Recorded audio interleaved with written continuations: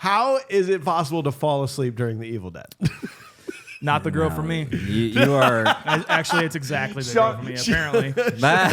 Sean is in love with her, and then he's like, no, never mind. They get to that movie theater, and like she sits down. This is what happens when they get to that movie theater. Here it is. This is my impression of her when they get there. Oh, all right. Like, it's immediate. Basically, my wife. They get through the previews, and then as soon as the movie starts, it's like, She just got done going, ooh, that looks good. We should see that one. Yeah. Dun, dun, dun, dun, dun, dun, dun.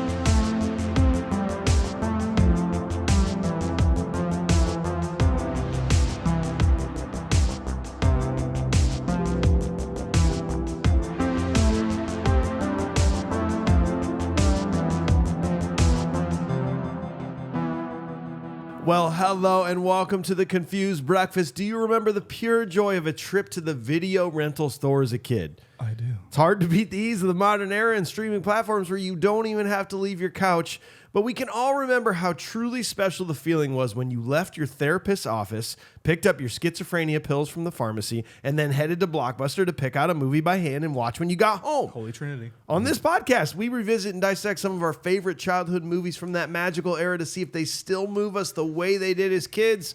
My name is Mike Schulte. Joining me, as always, two dudes who, honestly, I doubt their commitment to sparkle motion sometimes. Sean Pryor and AJ Vance, how the heck are you? I've invested so much into it. Like I don't think you have. I'm more of a here's some money kind of guy. All right, isn't that enough? You don't want to volunteer. You just want to give money so that I'll other people can support it. volunteer. Like I'll give you my $10 a month, whatever the fee is. He's a silent partner. Uh-oh. And that's good. There we go. Not even the mic wants me to talk. He's the silent partner. Yeah. That's what Sean's here for, guys. Well, boys, on today's episode, we discuss one of the most cherished and analyzed films of all time, a movie that taught us that feces are baby mice, that keg beer's for pussies, and that the smurfs are asexual, the start of May of Swayz Uncaged month. We're, of course, talking about 2001's Donnie Darko. Yeah, baby. Well, dang it. Ladies and gentlemen, it's time for another nostalgic journey to the past with The Confused Breakfast. Sit back, relax, and enjoy wherever you are in the world. Take it away, boys. Well, if you are new to this podcast, we're going to be reviewing Donnie Darko scene by scene with a modern eye. But in order to do that properly, we talk about it with nostalgia. We got to figure out the first time we all saw it and what our initial thoughts and ratings were. I'm going to start with Sean on this one. Sean, tell us the first time you saw Donnie Darko, what your thoughts were. DVD, man, like everyone else. Yeah, I just heard about it. And I can't even pinpoint where I heard about it. It was just in the ether somewhere. But heard about it and just rented it from Hollywood Video, and kind of blew my mind. I've never gotten this movie. I still don't know if I do. It's just one of those kinds of movies, and we will obviously get into that. But when I saw it, man, I was like everyone else. Like, this is the best. Mad World is the greatest song in the world. Yeah, I'm gonna say a 9.1. 9.1 nostalgically for Sean. AJ, what about you, man? He just opened a Heineken with his teeth. Jesus We're gonna get it. fucking I think Christ. we got a unique AJ on our hands today. This is gonna be special, guys. You know, so my brother Ray loved this movie. I remember very specifically. My brother Ray and I are 10 years apart. He's the oldest of four. I'm the youngest of four. And so we've got, I just remember there was a time where, we were able to see each other a lot more. Finally, I'm 13 years old, maybe. And he's talking about this movie. He would talk about this movie, Donnie Darko, like it was one of the top 5 movies of brodom, Pulp Fiction, Fight Club. What else you got? Boondock Saints, Donnie Darko, and then, throw in whatever other ringer you want in there, right? Biodome. Thank you. And so, but I just remember him talking about this movie all the time, and he's like, oh, you've got to see it. You got to see it. And I didn't want to watch it because of that rabbit mask. It creeped me out. I would see that and just passing. Why do I want to watch this? That's the last thing I want. So anyways, but I ended up finally watching it. Did not get it. how do you get it at like 13, 14 years old? I was like, yeah, that happened. And then I thought at the end, I was like, so is it the plane that they're on that crashed, that they went back in time, that died, that they're all dead, but they're alive? What? Yep. And that's how I remember it. I hadn't honestly watched it since then. I don't think I've actually watched this movie all the way through since watching it at like 14 years old. So back then, I will tell you, hard to get. I liked Jake Gyllenhaal. I knew who he was. I will say that, honestly, as best as I could give this movie, a 6.4. 6.4. I'm actually worse than you, man. The first time I saw it, I tried to watch it like 3 times and I fell asleep. Like, what movie was that for you? It was there's a couple of them. Where just you're like, you'll love this. Big It's true Trouble. romance. Big Trouble. Big Trouble, yeah. Where you're going to love it, but you just like, you watch it at the wrong time. You put it in at 1 a.m. on a Saturday or something like that. And just, I kept falling asleep, but then I'd like be like, oh, a month later, a year later, I got to watch the end of it. And then nothing ever made sense to me. I don't know if I ever watched it all the way through continuously. And so I just gave up on this movie after a couple years. And for me, it was like a 4.5. Like, Okay, yeah. I don't really care about this movie. Understandable, though. Yeah, right? if you're not all in on this movie right off the bat, I could see how it's a terrible experience. I'm excited to see what you think now because of like the 80s kind of nostalgia. Yeah.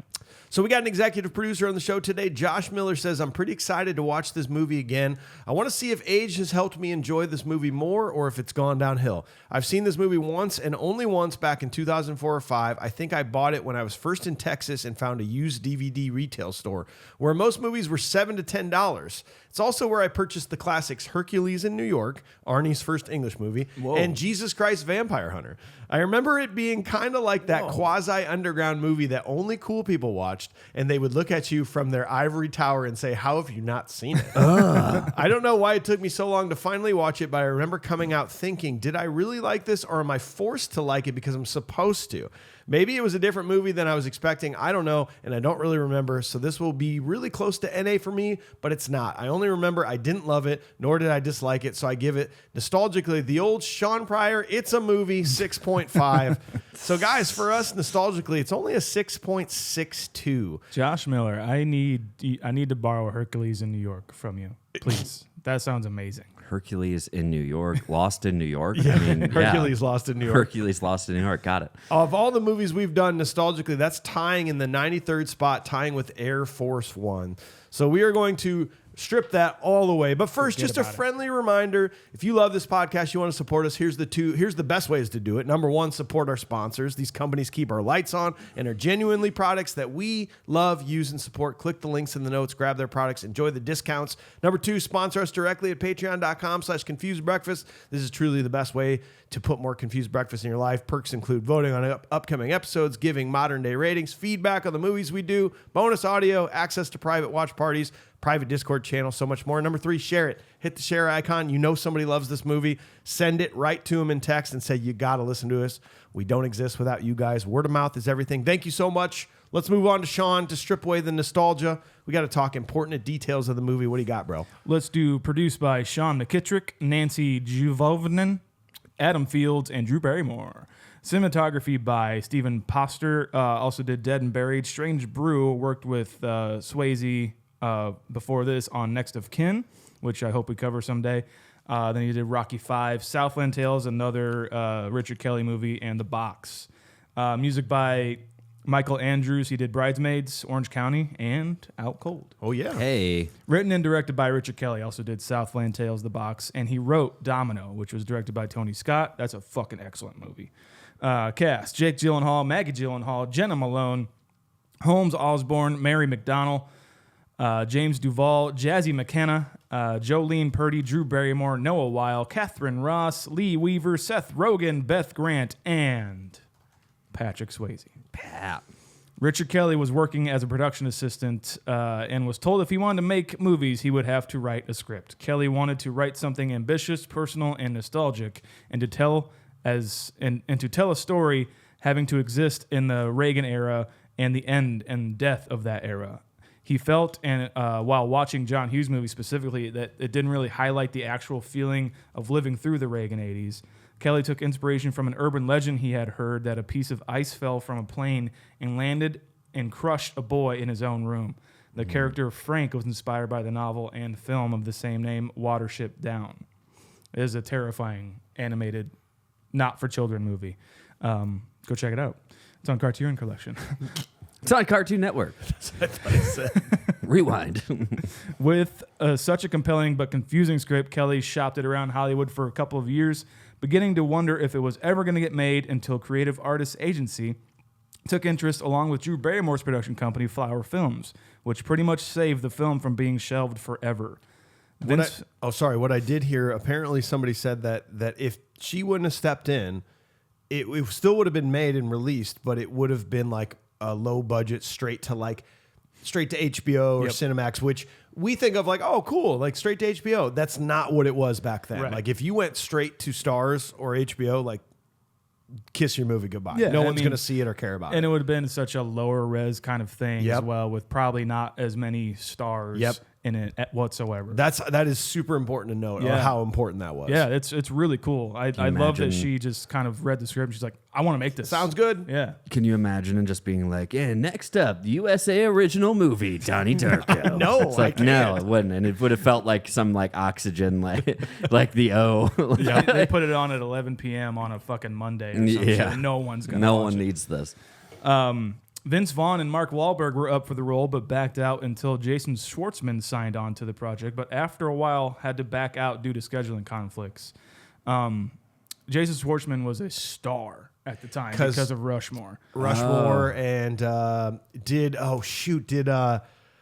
talked about that. I Heart Huckabees, had that come out yet? Oh, I don't know. I think that was a couple years later. We always talk about that. I know you guys haven't seen it. It's so good. What about the other one where he's the one we love? Slackers? Yes. I love Slackers. I think that was out, movie. but yeah, he was more of the comedic relief at that time. Yeah. Well, did you know, sorry to keep jumping in, but this is perfect timing. The main bully of the whole thing, what's his name?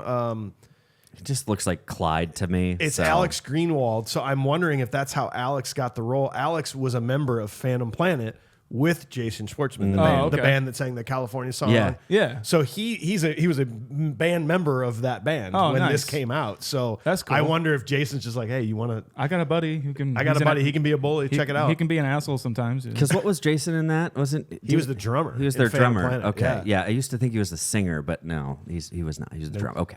Eventually, Jake Gyllenhaal got the script and loved it so much he pulled over on the side of the road to finish reading it.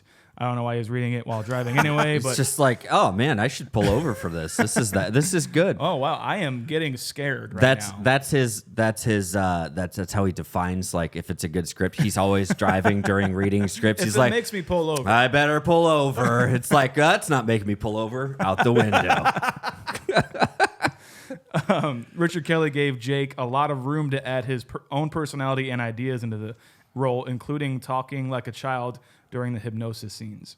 Filming took place over 28 days and shot in and around California. The film being set in the 80s created some challenges for certain departments being on such a low budget.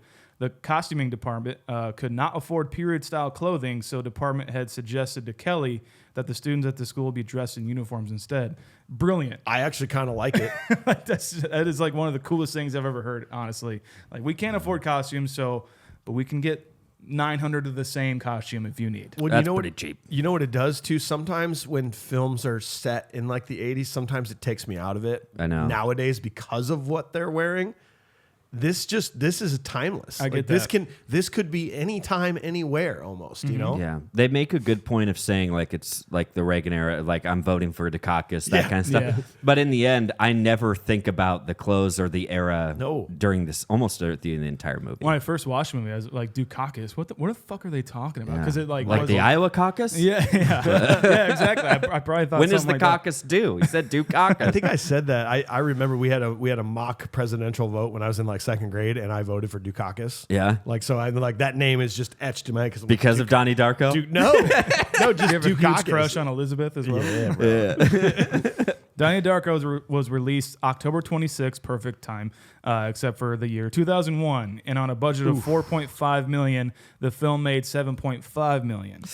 It was unfortunate that the film was released a month after September 11th and involving a plane crash. Yep. Also, it was, and still is weird, but when released on DVD, the film finally found its audience. That's all I got. All right, thanks, Sean. Let's move over to AJ. In order to properly understand this, we got to hear some critical fan ratings and reviews. What do you got on this one? I was looking for tomato meter references, but then all I could think about is, wow, that pizza that they're eating looks really terrible. You know what it could use is some better sauce from the tomato meter. Gross. It does. It looks like it's the worst on-screen pizza I've ever seen. This is 87% certified fresh. Dang. That is tied of any movie we've done. Only in the 56th spot with an 87. That's tied with The Warriors. Nice. Okay. Kind of cool. I like that a lot. I enjoy. 80% from the audiences. 8.0 on IMDb. Wow. 21st spot of any movie we've done, tied with Groundhog Day. Dude. Ooh. Kind of a nice little spot for that. I kind of like that. Yep. That sounds like a great double feature. It actually Honestly, does. kind of does. I would go Donnie Darko first. I think you got to go 100%. first there. Yeah. Oh, You don't thank God, want Bill Murray. You don't want to literally kill the vibe of the entire night with Donnie Darko. You need to just kind of set the pace and be like, let's have some fun now. Until you come across a TikTok by some weird podcast that breaks down that how long he was actually in the time loop, Yep. and you get depressed all over again. Yeah. There we go. Continue, AJ. Well, might as well start off on a high note. Literally, Christian Science Monitor thought this was amazing. Oh, wow. Whoa. 100 out of 100. A whole 1 out of 1. That's actually very surprising to me. Yeah, it said the director's cut of this 2001. They watched the director's cut. Okay, then it makes sense. Just FYI. Oh, yeah. You get a little bit more, I think. Deliriously subtle exploration of storytelling possibilities and deliciously wry teen pick to boot. Brilliant. Just because they mention but it's but God's AJ, think about this. Christianity. Yes. Science fiction. Science. Christian Science. Oh, Didn't you say it was Christian Science Magazine or something Christian like that? Science Monitor? They love You're this. right. Why wouldn't they love this? It's got both. You're right. You're right. You know who didn't really dig it? Well, actually, you know what? They did. Actually, everybody liked this movie. Let's say Roger Ebert, again, director's cut, adds footage that enriches and extends the material but doesn't alter its tone. Elizabeth Weitzman, the New York Daily News, 63 out of 100. Immensely moving and strikingly original. Kelly's story of a brilliant, disturbed teen, Jake Gyllenhaal, drowning in cultural morass of the 1980s now just feels bloated. Okay, fine. 10 out of 10, guys. We got some lovers out there. This is somebody's favorite movie. I bet it's a lot of people's favorite movie. Let's be real. A lot of people's girlfriends. Philosophy and quantum physics mashed into a cult classic, said Unique Particle. Obviously, they love this. This is in 2019. I love everything about this film. It's been among my favorites for many years. The theories that could be well in depth for hours, the soundtrack, sweet camera shots, and the brilliant writing. I'm proud of the fact that this is my 300th review on here. They do a lot of stuff on IMDb, guys. I'd say this is my 4th favorite film after Fight Club, Matrix, and True Romance. Yeah. Okay. I mean, I think I would put Matrix into that top 5 Yes. of Brodom. yes. You know, I think that's a perfect. Boondock Saints, Fight Club, Matrix, this movie, Donnie Darko, and what was the other? it's not True Romance. It's not. No. I had it earlier. It was Pulp Fiction. Yes. Yeah. Okay. Yeah. Perfect. Maybe even Reservoir Dogs. Reservoir Dogs would be in there too, Okay. because it's more edgy, you know. Yeah, I liked Pulp Fiction before. That's the bro handful. Yeah. We'll call that. Oh yes. So the floating wormholes is super cool to me, and the soundtrack is so damn good. Thought-provoking films are my favorite ever. The fact that you could float on talking about different aspects and possibilities is beyond fascinating to me. It's extremely impressive that Richard Kelly was 26 when he wrote the script and made such a profound experience. Yeah, man. Agreed. I think it's great. There's some other things that people thought they didn't think it was so great. They said 1 out of 10, said Buzz Babard. And that's a 10 out of 100. Yeah. That's true. That's a 10. Oh, they gave it a 10 out of 100. Ooh. Warning, spoilers. It's built up to nothing. Deep, as in just baiting you into thinking something bigger is going to happen. The basic story, Donnie Darko Malfoy has problems and he's smart and he's taking fake pills. In the end, you realize that it was time travel or something, I guess. Even the main character didn't know what the movie was about. LMAO. So when was that written? Just not fucking ass, but just plain ass. Just ass. All right, cool. Yeah, when was that written? That was in 2021. Okay. Yeah, November 28th, 2021. They did not have a good Thanksgiving. So, I think that the best ones are just like it is just these people who are just like 24 days until the end of this film. Yeah. I like that. Said Bull Goosept. I'm not gonna read it though. Gulpy McGursons. And then this one is also this one too was Cinefan 11. Why not, right? Yeah. This is a 1 out of 10. Donnie Darko should have been called Donnie Dumbo. Like it. I mean, Doobie fan 11 here. Doobie fan. I like cinema. That's why I'm Cine-11 in 2002. Dark and Beautiful. 8.4 stars. It was said, well, all I can say, these people must have been on some serious drugs when they saw this totally inane movie. The cinematography has the look of a student film. The plot, and I use the term for lack of a better word, is disjointed and meandering. Not really sure where it wants to go. And that leaves the viewer not really caring. The ending, I suppose, is meant to be a twist, but ends up making little sense and falling flat. Donnie Darko, by the way, is actually his real name, i.e. the Darko family, not an intriguing nickname. Okay. He was upset about that. I get it. So that I was gonna give it a 2, but then I realized that it's his real name. So I give it lame. I give this movie 1 black hole. Guys, there are some folks from the Little Lebowski Urban Achievers on our exclusive Discord channel. These ones really matter. Hit it up, Patreon. Come on, you can join in, guys, and you can be on our episode with us right here, right now. Devin, 8680 said he's seen it once it was just a few years ago. He liked it, but it's not anything that he'll revisit often. The one thing that does stand out is that panning shot with Tears for Fears playing. I agree, sir. Kirlana Wilson also jumped in. This came out when I was 21, and it couldn't have been better timed for my dark, moody era. Yep. I had the special edition DVD which had the excerpt from the book that explained more of the dynamics that were going on too.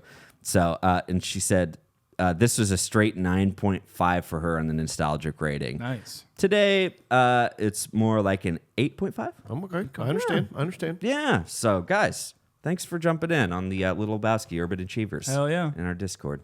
Much appreciated. Well, boys, I need you to think about something. If the sky were to suddenly open up, there would be no law. There would be no rule. There would only be us, our memories, and these podcast recordings. Yeah. The choices we've made on movies, the people that have listened that we've touched, the conversations that have been carved out from our subconscious that we decided to record is the only evidence by which we will be judged, by which we must judge ourselves. Because when this world ends, there will only be you and me and no one else. Hey, Charita, want a cigarette? Shut up. Here we go. Scene 1. A troubled teenager named Donnie Darko wakes up on a mountain road one morning and returns home to his family. At dinner, they argue about Donnie's mental condition, and we see Donnie take his prescription pills.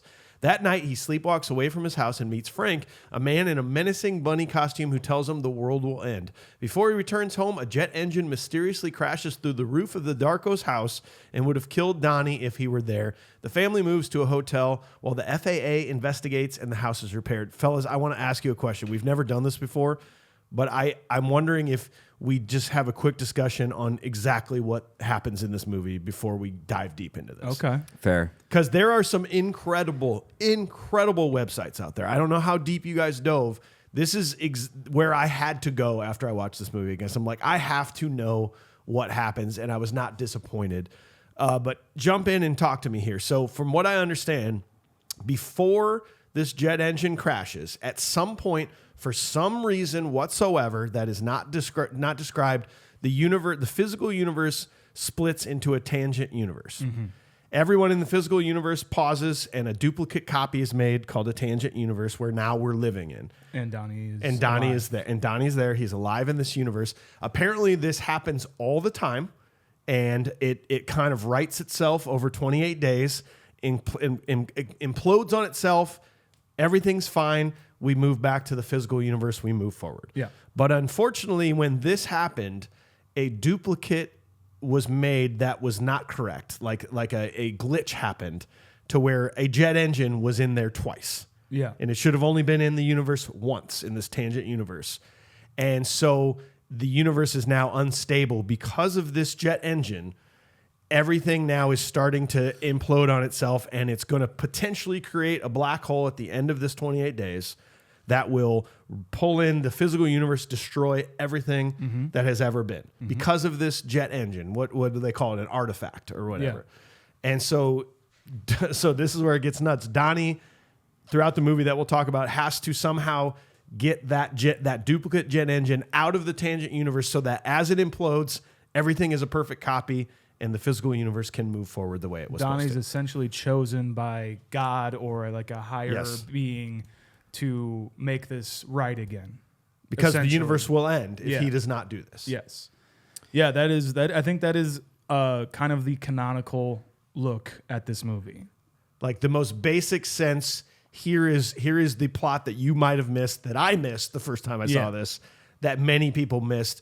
That, by the way, we'll talk about this when you get there, but there is a director's cut that is available to watch that adds a lot more of this information to it. Yeah. I am more of a theatrical cut guy. I am as well. But I think you have to watch the director's cut as like a companion piece almost. Yeah. Right? I think I watched... I think I only got to watch the theatrical cut one time. And then it just kept directing me to the director's cut when seeking out the movie every time. So I got a lot more. I got fed a lot more of the director's cut, and it's very interesting. And I think there's that conversation that when they're in the hotel that his dad is having to his mom when they're laying in bed. Yep. And it's like he dodged his bullet. Yeah. Mm-hmm. And now everyone's going to be talking about him like, you know, it's like he's the boy that lived, you know, that kind of a thing. And I think it's a fun play for me that people won't be able to let that go, that he should have died, and that's what's helping to break up the universe. You know what I mean? But also that once it goes back to normal, he's just going to be the guy that died. He's just going to be that weird kid that died. Yeah, like it's unfortunate that his legacy is that he's just supposed to be the weird kid that everybody thought was weird, that they didn't really know that he should have just died. One thing I do want to ask you about the difference between theatrical and directical. That's it. Yep, let's put it on a shirt. His decision to change some songs in the movie. What are your thoughts if you watch the theatrical version? This intro song is "The Killing Moon" by Echo and the Bunnymen. Perfect. Oh, it's just perfect, right? Yeah. He's riding his bike. We're just figuring out what's going on. But apparently he wanted "Never Tear Us Apart" by INXS, and he couldn't afford it. He couldn't get rights to it. I think he did get it, but I think it was the production or people who wanted to buy the movie wanted him to change it. So for some reason, in the director's cut, he actually inserted "Never Tear Us Apart." And I'll admit to you, I'm such a fan of Echo and the Bunnymen that when I saw INXS, I'm like, this isn't going to work. It still works, and it's still really good, depending on which version you're going to watch. But for me, it's like don't touch the original. That's what I remembered it, and that's what I wanted it to be. Yeah, and I think along with that director's cut conversation, I think in order to, because the DVD comes out and then it's gaining a lot of legs, and people are talking about it now. Finally, it's getting its due. And so they're like, okay, well, let's try and get some more money out of this. True. There's more footage here. Why don't we just we'll put all the footage back in. We'll just call it the director's cut, even if it's not. Because I really kind of believe that the theatrical cut is I think probably the better version, and maybe even like his preferred version. But I think he was kind of contracted to do this to just make more money, get more revenue. Like, okay, now there's a new version of Donnie Darko with more shit because it's such a confusing movie. Obviously, people are going to kind of flock to it, which is smart. But that's just another thing that I think that companies like to do, especially when a movie didn't make enough money theatrically. Well, in the original direct cut of it was very close to the director's cut. There's only... It was even longer, wasn't it? It was even longer than that. I think it was actually supposed to be closer to something like 2 hours and 50 minutes. And that's what they aired at like the film festival. I think they aired the like almost 3-hour version. Yeah. Which apparently Christopher Nolan saw. Mm-hmm. Yeah. He was the one that got this bought. Yeah, because he loves his time travel. Imagine that Christopher Nolan watching this, going, "Oh my god, yeah, I want to do that." What a humbling, like what an honor. You know what I mean? And when was Memento? When did that come out? 99 or something like that. So he's obviously got a huge hand, or he's really invested in these types of movies. Like of course. Interstellar maybe doesn't get written or made, right? Maybe. Like without this, you never Tenet, know. Things Tenet, like that, stuff like that. I mean, yeah. So. No, I still, for me, you know me, guys. I'm a Ulysses cut guy. So, like, I want that. I want that if it exists and it's out there somewhere. I want that, and I want to be able to watch it so bad, What do you guys think about Jake Gyllenhaal in this? I think he's perfect. Yeah. I don't think... I would like to see Jason Schwartzman in a film or a role like this. He could have done it. I think that he's got a great look for it, for sure. Yeah. But man, like everything about what Jake Gyllenhaal does in this movie, I think is like I relate to him so much, and also kind of don't like him in certain parts, and it's very contentious, and I have a lot of feelings, which makes me like his portrayal a lot. He plays the brooding teenager like better than anyone I've ever seen play it. Bumble boy, dude, and just his posture, totally.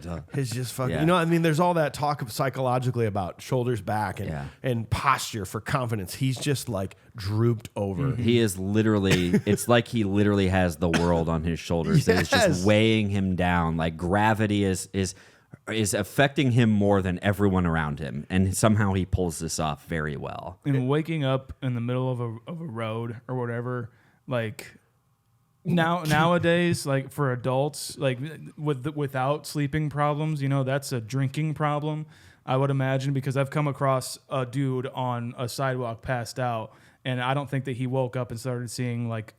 Yep. My trajectory trails come out. What if he did, though? Because you'll never know. That's true. Maybe he's a superhero. See that? You never know. They also said he did use the strategy of rarely blinking to enhance his kind of psychotic creepiness when he was talking with Frank. Mm-hmm. I think he went at that point. Large Marge actually started an acting class for psychoticness. Oh, okay. The non-blinking. Okay. She had to sign up for the class, and she's like, "Here's step number 1. Don't blink. Don't blink. That's it. It'll be, all right, guys. It'll be $1,500. Thanks, guys. Go out there. Go get him. Tell him Large Marge. Large Marge. No, I think that's a great thing.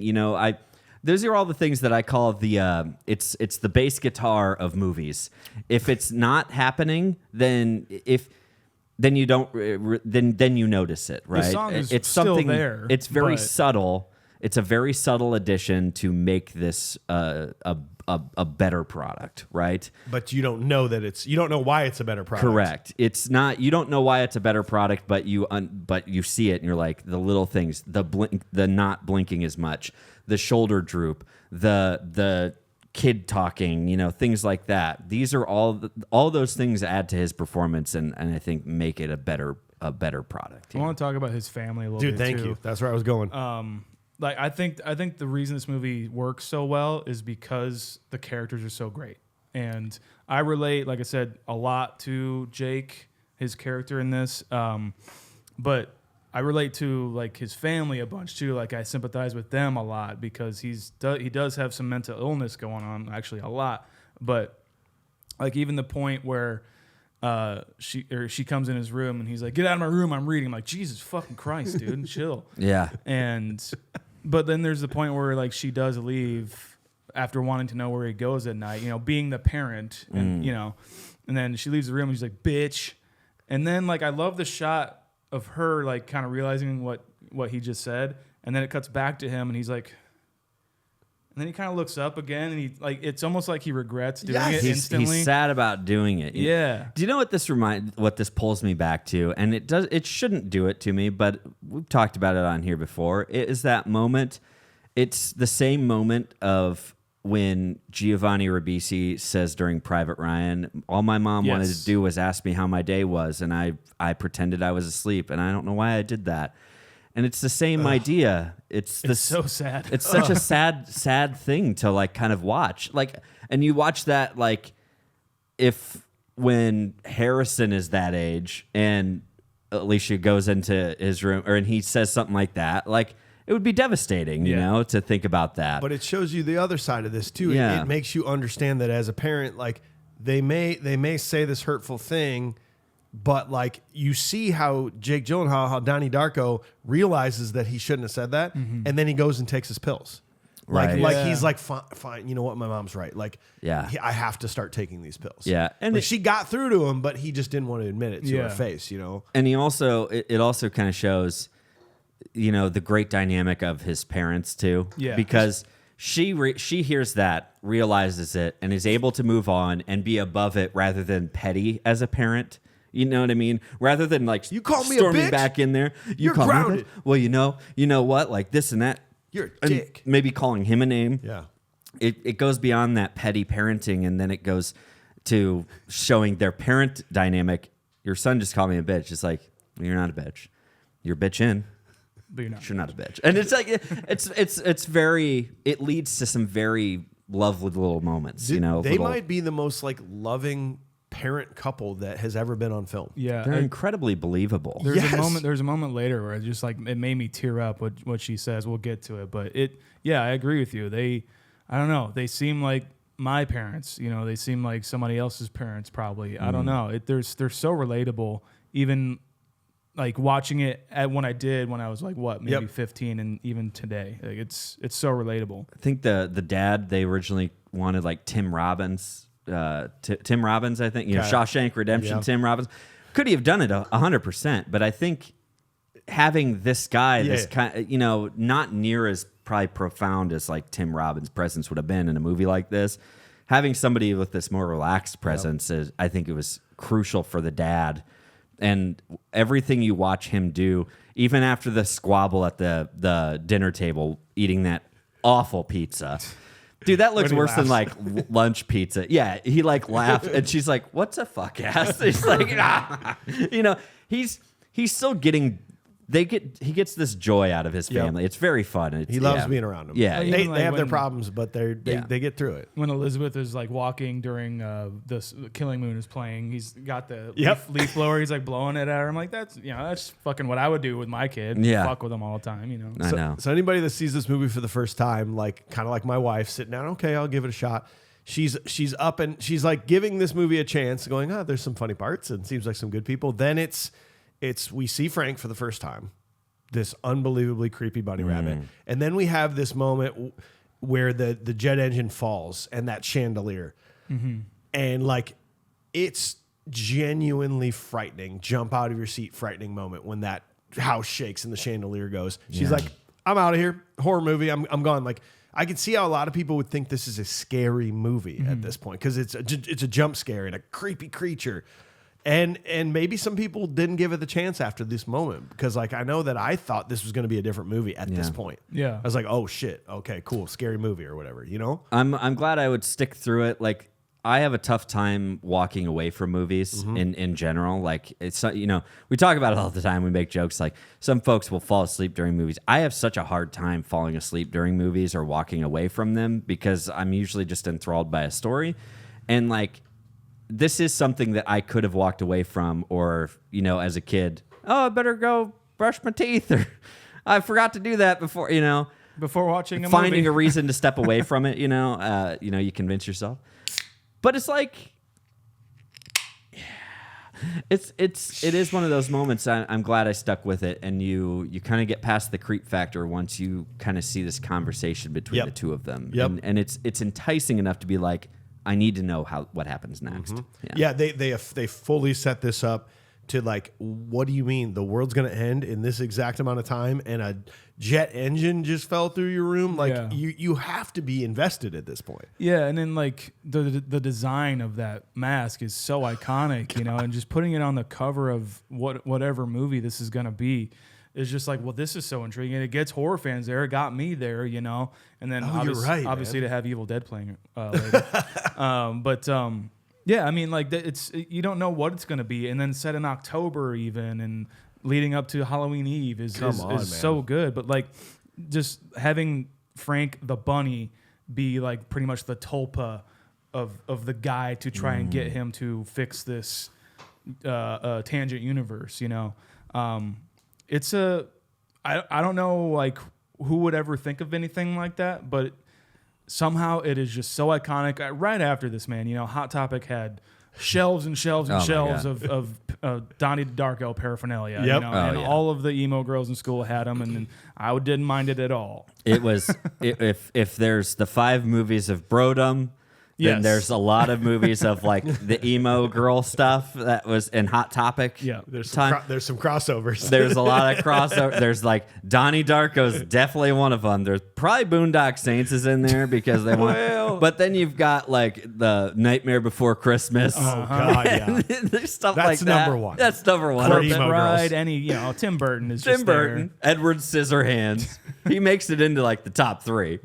So, Tim Burton does. Guys, anybody that listens to this podcast understands how much we love music and understands how much of an importance that music plays on movies, but also that movies play on music and how perfectly they are together. I want to go on record, and I have a hard time thinking you're going to disagree with me, that this head over heels montage is one of the best moments in cinema. And I don't know why. Is it the song? Is it the filming of it? I was almost going to argue with this on this point because it starts off with like the tilted camera for no reason, but I'm just like, no, he's waking up. He's waking up again. Like he's got to go back to school. It's just like, I don't know. That's what I got out of it. There's a lot of perspective and kind of POV to this that I think I might not even have realized. As far as like the camera and the angles go, I have to agree though. This is one of those. This is a movie that made me fall in love with Tears for Fears. You know what I mean? If you didn't already love them, like these moments do that. There's because their music. I'll be honest with you. Sometimes I never understood their music until I saw it paired with a movie, and it made me appreciate it. It's like their music was made for cinema completely. You know, and it's been applied so many times over the years, and I think this is one of the best moments. Yeah, you know, it works so well. Is it time flies? You know, and the class speeds up. Yeah, funny how time flies. It's so weird, and like you get the kind of character of the school that he's going to in this moment as well. And you meet everybody. You do. Yeah, Jenna Malone walks by. Those bullies are right there. Well, it's just fucking snorting coke right as the principal walks by. But Seth Rogen, that one, the teacher that we hate. Of course, that sees them and then follows down. Man. Yeah, you see everybody. I love this. I love the way that they kind of introduce characters in this. It's like, remember how, any sitcom, we'll call it the Saved by the Bell idea, right? Of you see them, a little vignette of them doing like... Yeah. It's just like... That's what they do. This is the real version. This is the real version. Yes. It's like, oh, hey. It's like, that's what I'm saying. Like, I think that is a great way to do this and introduce these characters. Well, and I do think that, like the way that these high school people act, even Donnie Darko's friends, like, it's good shit, right? It's a fucking cigarette. It's a cigarette. I love it. It's so good.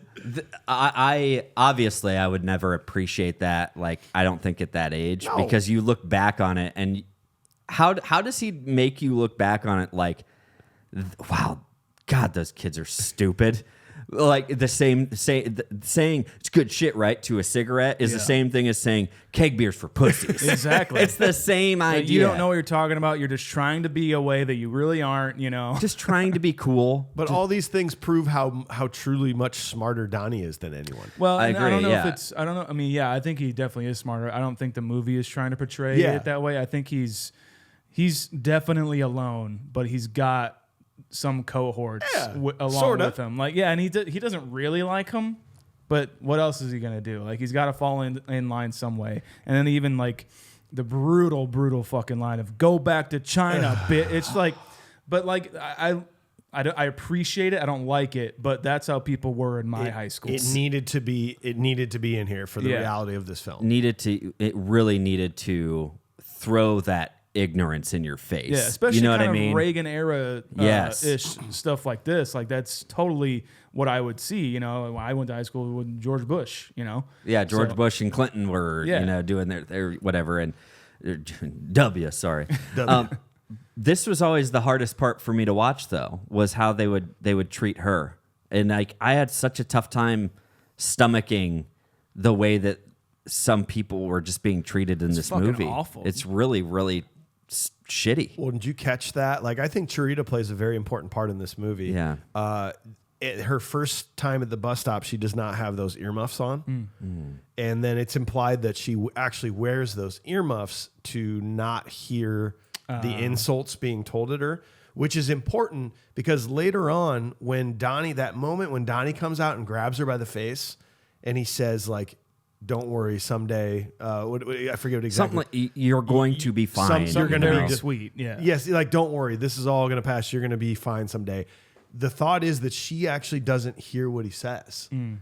That's why she's like, "Shut up," and like runs away. She thinks he's insulting her, and it's sad to me that she didn't even get that message from him. Because she's so used to hearing negative things that she doesn't get to let in the positive moments. Like, that's so sad. Like, and is it her book that falls that has Donnie Darko kind of with like some hearts and stuff? She would have loved to have heard something nice from this guy that she has a crush on, but instead she thinks that he was just making fun of her because she's associated with those guys. It's heartbreaking.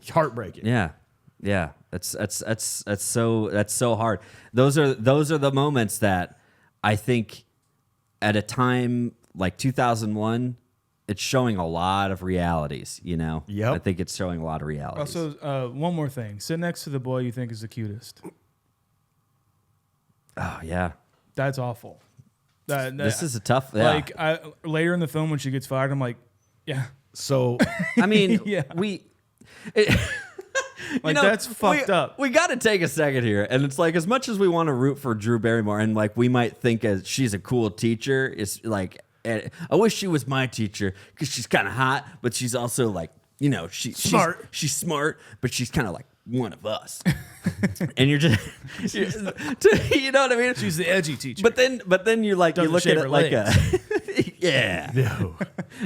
But then you look at it, and you're like a little bit older. It's like, yeah, that's pretty fucked up to do to somebody. Yeah. So yeah. that was in my notes, right? Like this is, I don't understand Miss Pomeroy. What is this? But then, the more you dive into this movie, the deeper this gets. There's part of this thought that when you're in this tangent universe, that everyone that is associated with the living receiver, who is Donnie, the one that is supposed to be doing the deed to save the universe, everyone associated with him is called manipulated living. Yeah.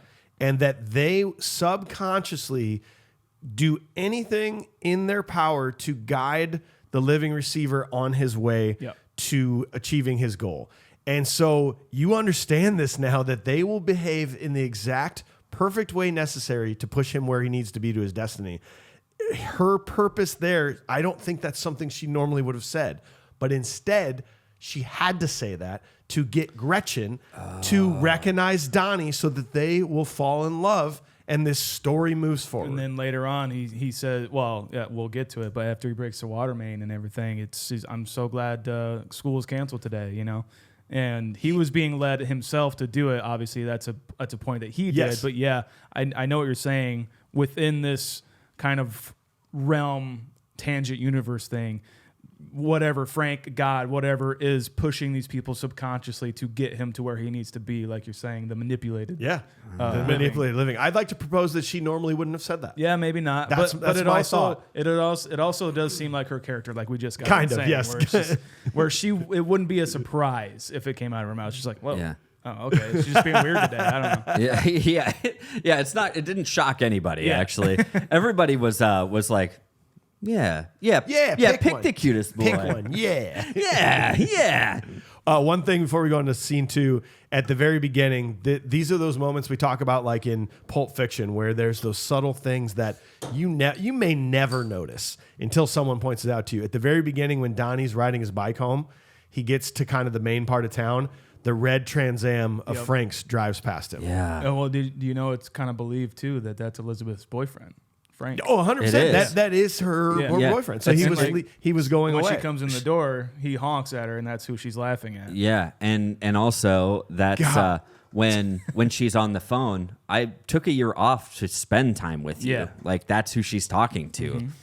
And these little tiny moments. I never realized that until this watch. And you do not have to do these things unless you're making a masterpiece. Then Right. you have to do these things. Wait, are you saying that? Scene 2. So Donnie begins hypnotherapy sessions with his therapist. He sees more visions of Frank, who makes him break a water main at school in the middle of the night. School is canceled that day, and Donnie walks home with Gretchen, the new girl in school. They agree to become a couple. Donnie's parents meet with the therapist after a few troubling sessions. Donnie acts up during a school presentation by local celebrity Jim Cunningham. These therapist scenes in this movie were my least favorite, obviously, while watching as a kid. And then, going through therapy, they're like some of my favorites because I think they reveal so much about Donnie and about like his inner workings, because obviously we don't get that much of him just talking to people sometimes. And I also think that the therapist's performance is one of my favorites as well. Yeah. I think it's great. I think her performance, because this is where I rewatching again. I expected her to be manipulative or maybe not believe Donnie. She is a manipulated living. Well, you're right. You're right. So yes, she was. So technically, I know what you're talking about. But yeah, like or take this in a darker, maybe abuse her position of power. Yes. Right. That's what I expected or anticipated, and I'm glad that it still felt like she's literally just doing her job as the therapist and trying to figure this shit out with Donnie. If I were hypnotizing somebody and I was a therapist, the second his hand got to his pants and started unbuttoning it, I'd be like, That's I it. know. but she's like, hold on. I'm trying to get one more thing out of you. Yeah. Okay, so there was a point where director, what's the director's name again? Richard Kelly literally thought about this, and he was like, you know what? It's like he had a theory to test or something with Jake Gyllenhaal, because he's like, I want to see how far he'll take this. And he's directing her on when to clap during this time.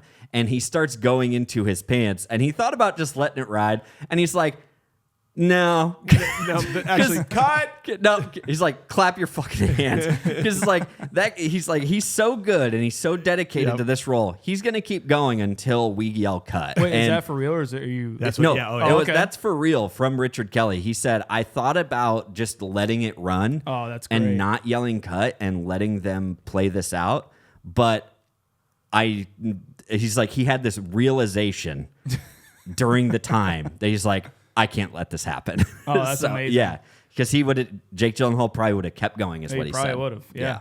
There are these two moments in this particular scene. We've got him talking to Gretchen on their first walk home, and then we've got him with his buddies doing the shooting and talking about the Smurfs. Yeah. Where this is where Donnie Darko's like actual kind of personality and character really comes out, and how just like nerdy he is, but how smart he is, but how like he can be a confident kid. Like he has these moments of confidence. He has these moments of weakness where he doesn't really know what to say to Gretchen, and like, you want to go together? Like, go where? He's like, oh, I have emotional problems too. What kind of emotional problems does your father have? So all people flirt differently, Yeah. Everybody's got their own way to get to know somebody.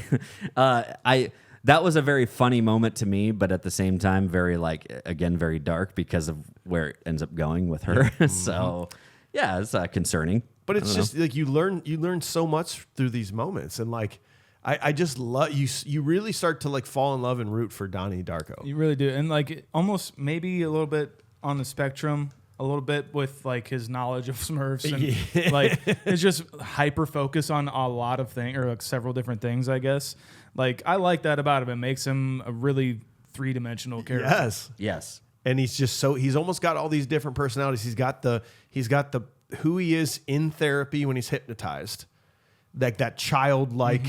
Then he's got the creepy one who he is when he's talking to Frank. But then he's got the like trying to live his life kid, just be a normal kid. But then he's got the one who realizes that he's messed up and that he's letting down his parents. He's just so multidimensional in who we're gonna get from him. It always kind of keeps you guessing too, doesn't it? It does. It's honestly, it's the moment during. It is that moment during where they're shooting and stuff, and they're talking about the Smurfs. Beer and pussy. That's all I need. And I think this is. I love those guys. Dude, Sorry, AJ. that fucking line.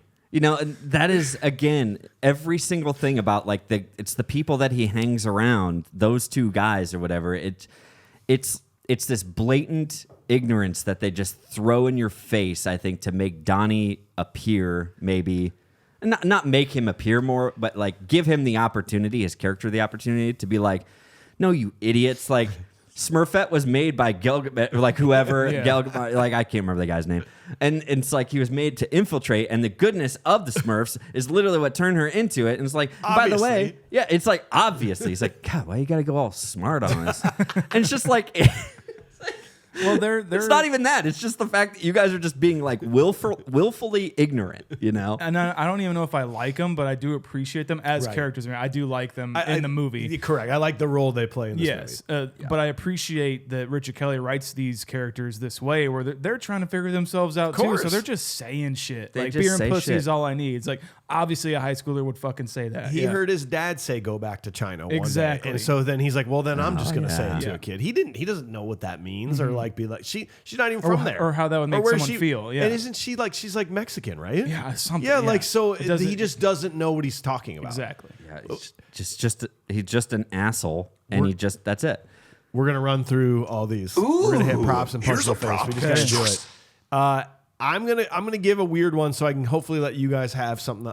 I want the Hobie surf shop that Donnie Darko's wearing when they're at the shooting range. The shirt? Yeah, it's like a t-shirt. It's got Hobie on the back. I had that exact same shirt when I was a kid. Yes. Damn. I don't have it anymore, so I want it. So you just want it back. I need another copy. I want it back from Donnie. Oh man. Okay. Go ahead, AJ. You got one? Shit. I have one if you need some time. Go I know for what it. you want. Go for it. The book. I want the Swayze painting. Oh, dude, that's a good That- We're in Swayze Uncaged, you fucking idiots. Yeah. I want the Swayze painting hanging up. I will replace this Days of Actually, Confused It's poster a Jim with that. Cunningham Thank painting. you. Sorry, Actually, yes, and yes. that was mine. I apologize. Not Which is the painting. problematic, but No, I want the his videotape, the Jim Cunningham videotape that they play. apparently they filmed that at his ranch. Yeah. Patrick Swayze's actual ranch. And I guess like all the clothes that Patrick Swayze was wearing was his actual like past wardrobe from the Makes 80s. sense. Dude, when it's showing him like, and he's doing like the turn fear. It's so great. Dude, I'm not afraid anymore. Do you just hear pissed me? your pants again, didn't you? You did, didn't you? Two things I noticed from that video. He fucking pats a kid on the butt in the video. Dude. Oh yeah. And then in the final scene when the lady winks, the microphone comes down from the ceiling. Have you seen Yes, that? yeah. It evades the frame and like, Yes. oops. You got to give it up to Patrick Swayze for this because Patrick Swayze's just Patrick Swayze. You know, and he's done all these things like next week, Dirty Dancing, where we're all like, Patrick Swayze. Mm-hmm. For him to accept a role like this in a movie like this, where he's going to be a pedophile, Yeah.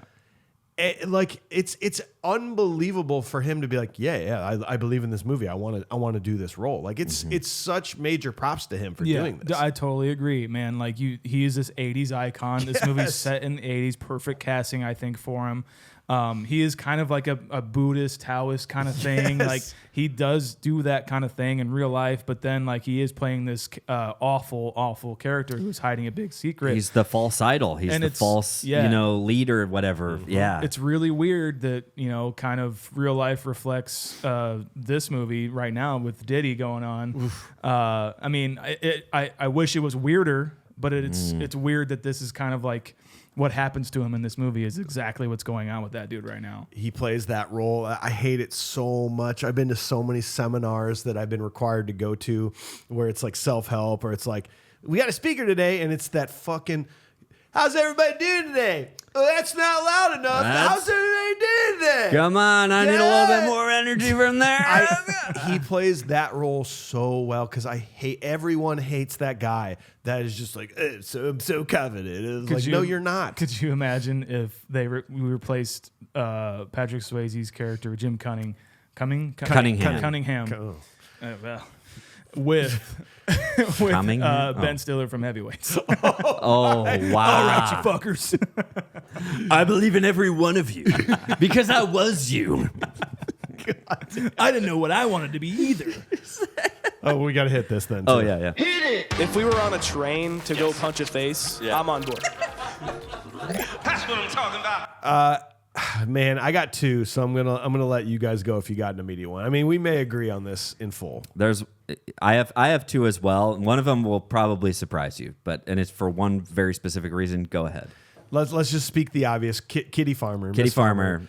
She's so good at wanting to get punched. We talked about her. She was just in Rockstar, and we credit her with being like, man, we hated you so much in Speed, and we would have punched you if we had a punchable face in Speed because she was Helen that got the bus blown up. Oh, I got ran over. And then she's like this nice mom in Rockstar. We're like, oh, okay, never mind. And then she comes right back in this, just being and so much props to her for being able to play that part. She's She's good. The best performance in this movie, bar none. Yeah. I think it's fucking outstanding. It is, yes, you do want to punch her. It is annoying Which as is shit, why it's so good. But she's so funny at doing this. It's, dude, I was blown away. I don't think you understand. You just doubt your dedication to sparkle motion. It is incredible. I have to be there for Jim's hearing. You need to go and take the kids. You need to be there for a pet. Like, she's so invested in Jim Cunningham's bullshit that she's gonna be there for a pedophile. She can't be wrong about him. Exactly. God forbid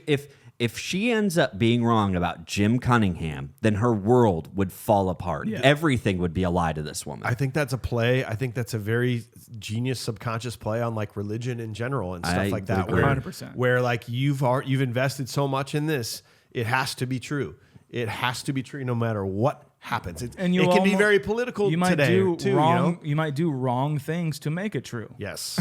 Yeah. Even when she says, I never dreamed of asking you, but none of the other mothers can do it, so I'm here. It's what a shitty thing to say. Yeah, what? And the way she says it is kind of glossed over. It's just like, okay. Yeah, whatever. you're right. She's my punchable face because she is so good at acting that role. But the only other one I would give it to would be the FAA guy. Because did you read that apparently the dude in the red tracksuit that keeps showing up is apparently supposed to be one of the FAA guys that's been like put there incognito to just monitor the house. Make sure they actually don't say anything to anybody. Make sure they don't say anything. Make sure nothing weird happens because they still can't figure out what this jet engine's all about. So the guy in the red tracksuit is also in the very beginning. There's just the guy going with the glasses on. So what should I do? Like while I'm there, should I wear a suit? Well, no, that'll be way too conspicuous for you. We need you to be incognito. Normal clothes. So wear normal clothes. Okay, get a flashlight. Yeah, flashlight. Get a flashlight so you can shine too. it on people. Oh, okay. Cigarettes. You're going to need cigarettes. You're going to be standing there the whole time. I found this red tracksuit that's really calling my name at this shop. I don't know, man. It's got kind of this, Cold War Russian thing going on. Yeah, go for it. All right. Oh, yeah. So, I mean, we talked about... Wait, I have to say my other one. I'm so sorry. Oh, yeah. My other one, though, is actually Seth Rogen. Yes, that's mine. It's Seth Rogen. He has two of my least favorite lines, like most hated lines in this movie, and it's his first line of his professional career, pretty much. First line of his first role ever. Ever is, I like your boobs. Like, God dang it.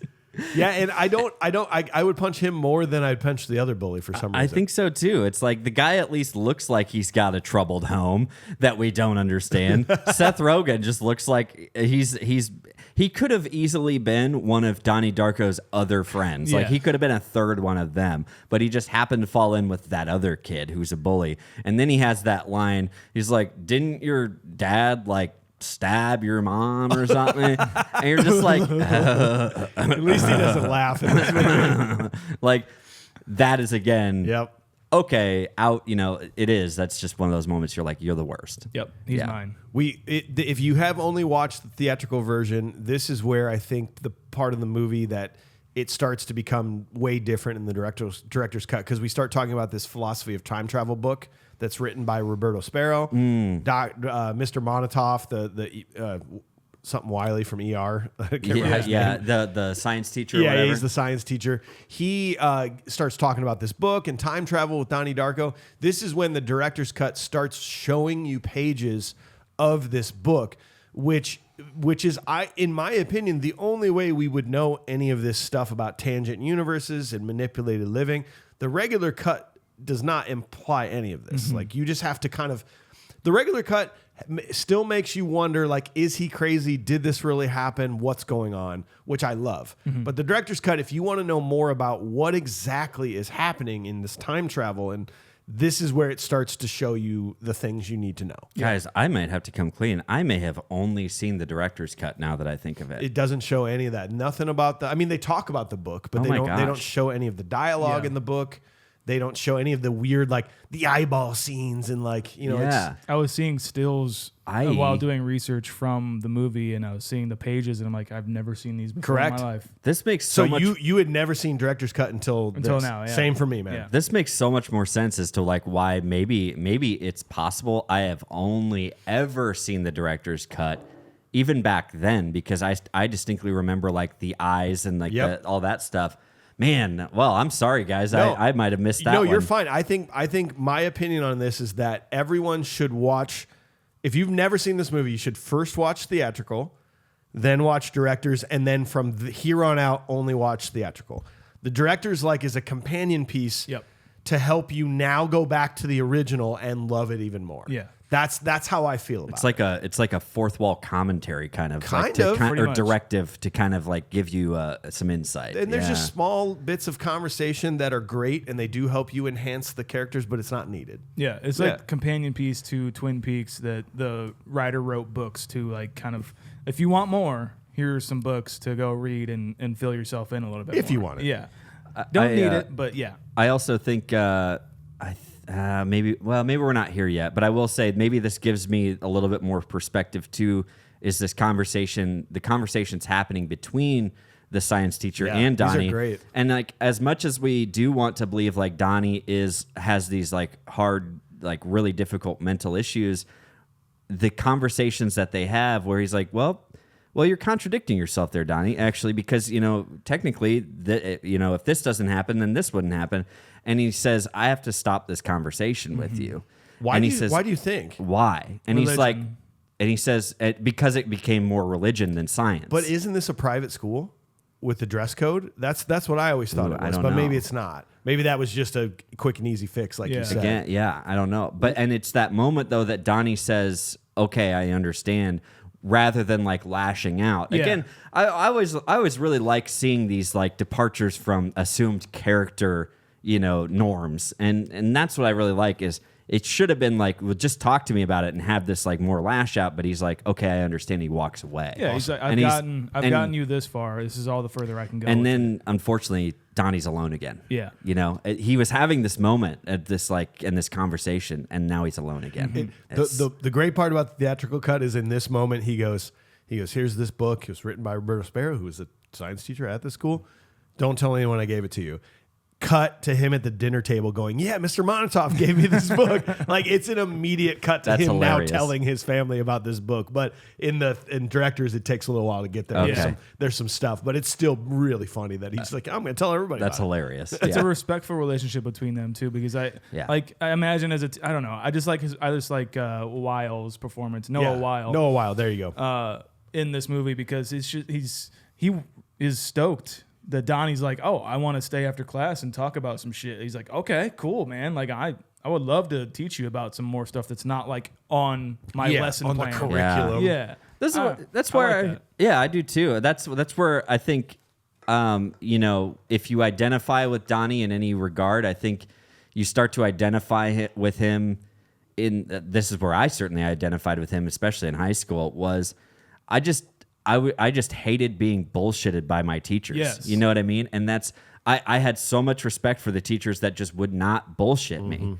and just feed me like lines to just either finish their like whatever their study plan that they have to do or whatever they said, like, and then just to get you to shut up. Yeah, well, it's their professing. Yes. To a class of people, they have to kind of put on a show a Yes. bit. While this is one-on-one, I can kind of be myself and relate some other cool information to you. Yeah, because I know like when I was that age, like so many teachers probably were like, and like the way they think about Donnie is, oh, he's so disrespectful. He doesn't care. And we find out about how his Iowa test skills are Which doesn't make any sense Intimidating. because they live in Virginia. So I never figured that out. Iowa test of basic skills was a nationwide thing. What? Yeah, that was a real thing. Did not know that. Yeah, Thank we you lived in very much. Yeah. We lived in Iowa. We live in Iowa. We just thought we were just doing the Iowa test of basic skills because we lived in Iowa. What? Oh, so you Iowa have test of basic skills was a world or a nationwide thing. You have the Georgia basic skills. That's what I always thought That's too. what I thought too. Yeah, it's like, oh, they're taking the Ohio test of basic skills. It's like- Intimidating. and your Iowa test skills are intimidating. I like to talk a little bit more about Beth. What's her name? The Farmer. Beth Farmer. Yes. Kitty Farmer, sorry. Beth Grant. Beth Grant's her actor's name. Her little fear and love spectrum. I love how he fucking confronts her on this because that is the epitome of bullshit that I fucking hate. There you go. Yeah. It is.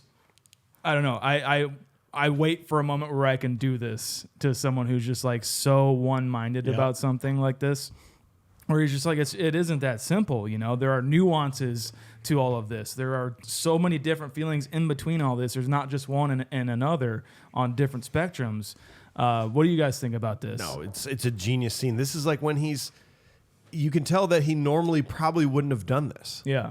That's what this whole tangent universe is that things are just, even the teachers, even Monotov and Pomeroy, they have that moment where they're like, Donnie Darko. Yeah. Like they're like reading test scores or they're talking with each other about how all of a sudden he's showing this interest in stuff. And so I think everybody's blown away by like all of a sudden he's this new person. Yeah. Okay. And I don't think he would have said that to Miss Farmer. Maybe not. And maybe that's why she's so just like, what? No one's ever said this to me, Well, and I know you're talking about it from that point of view of like before this alternate timeline. Yep. But again, I always go back to probably too single-minded of like, of course he wouldn't say this because he would have never had an opportunity to be like this because he should be dead, at this point. That's where I always go, and that's why I always I dive in so hard on this because all these things are happening because he shouldn't have the opportunity to be this way throughout this entire movie. He shouldn't have an opportunity to just even be a presence in this movie or in this time. He should be dead. Because he should be dead. And it's the fact that he's not is like what it drives him, all of a sudden he's able to do this. It's like I should be dead anyways, or I'm going to die anyways. So I'm just going to do whatever I want mentality. And it's like, it's this weird version of that. I don't know. It's hard to explain. I apologize, but it is. It's just hard to explain. Like, that's why he's doing it. And these moments where he says it's not that simple. And then that cutaway is amazing. It's maybe my favorite one where it's like put an X on the board or do the assignment or you will get a fail for the day. And he's just like Takes a breath. Cut. I'll tell you what he told me. He said, shove that lifeline exercise card into my anus. And the dad laughs. I love that. I love that. Because he understands. Like, the dad understands. He's like, yeah, it's bullshit. it's complete bullshit. Thank you. He already has a daughter who's going to Harvard. He knows damn well that Donnie has all the potential in the world to see through all this bullshit. The same way that he knows his daughter is that smart, and that his youngest daughter is talented at dancing and has other ambitions. And it's like it's funny because it's like his dad sees how obnoxious this is too, what he's all going through, and it's funny that he laughs. And then the director even had a tough time like holding it in. They had to like reshoot it or something because they could hear him laughing like Richard Donner during Chunk. Yep. They could hear him laughing when she's doing this line. Again, testament to her performance. It's so good. Yep. So. Well, let's move on to scene 3. So after beginning to see tubes of fluid light extending from his family's chest, he speaks to his science teacher, Mr. Monatoff, who gives him a book, The Philosophy of Time Travel, written by Roberto Sparrow. One night, Donnie and Gretchen go to see a horror movie. Gretchen falls asleep, and Frank appears, telling him to burn Jim Cunningham's house down. He does, which ends up revealing a kiddie porn dungeon in the hidden room of the mansion. Cunningham's arrested the next morning. Kitty Farmer asks Rose to accompany the school's dance team, Sparkle Motion, to Los Angeles to appear on Star Search. Donnie's father is away on business, leaving him and Elizabeth at home. They decide to throw a Halloween party. A horror movie, Mike? A horror movie? That's what you got written down here? Because I figured then we would talk about It's the fucking 96% Evil Dead. How I don't want to skip ahead, actually. No, we're there. How is it possible to fall asleep during The Evil Dead? Not the girl for me. You are. Actually, it's exactly the girl for me, apparently. Sean is in love with her, and then he's like, no, never mind. Oh, this is no. This would never work. The noises at the end of that movie alone would wake up anyone. No, yeah, would wake up the dead because of how loud that fucking movie is. Like, and by the way, they get to that movie theater, and like she sits down. This is what happens when they get to that movie theater. Here it is. This is my impression of her when they get there. Oh, all right. Like, it's immediate. Basically, my wife. They get through the previews, and then as soon as the movie starts, it's like, she just got done going, ooh, that looks good. We should see that one. Yeah. It's like some sort of like Freudian or like Pavlov's dog kind of a thing that's just like dun, dun, dun, dun. This conversation, I do remember hating these light things when the first time I saw it, because it's like, yeah, fuck, this is stupid. Like, what are they? Oh, weird. They're just like little things that tell you. But when you actually pay attention about this is what fate looks like, and this is him seeing people have the fate. Everything's predetermined. They're going to go over here. They're going to do this. This conversation with him and Monatoff about, well, okay, but if you can see your path, then that's not fate, because you have the free will to decide not to go down that path. Like this stuff gets so deep about free will and fate, and do these people in this movie technically have free will, or in this tangent universe, actually no one does. They're all being forcibly by something to do exactly what they have to do. Mm-hmm. So is this just the tangent universe? Right. Is this does it happen in the physical universe too? I love these conversations. It's really cool to think about, and it's like so layered and detailed with all of this. And I love how all of this just came about. Richard Kelly just came up with the idea. Unbelievable. With was John Madden. That's He would right. stop the plays, and he would draw these arrows of these players and what they're going to do. And he's like, oh, that's cool. I'm going to keep that for later. And so that's how he came up with just like these portals coming out of people pretty much. What if you saw that? Like, what if you could see your portal telling you right now to go out of the room and go to the bathroom, and then it's pointing to the toilet to shit? Yeah. But like, you don't have to. And you're like, no, I'd rather go get a beer. And then if I got that beer, am I waking up tomorrow? I don't know. Yeah. Exactly. Like that. That's just mind blowing to me. That's like, and that's why I wonder if about Donnie Darko and like his him sleepwalking, right? Yep. Is him being able to not follow his water arrow chest thingy.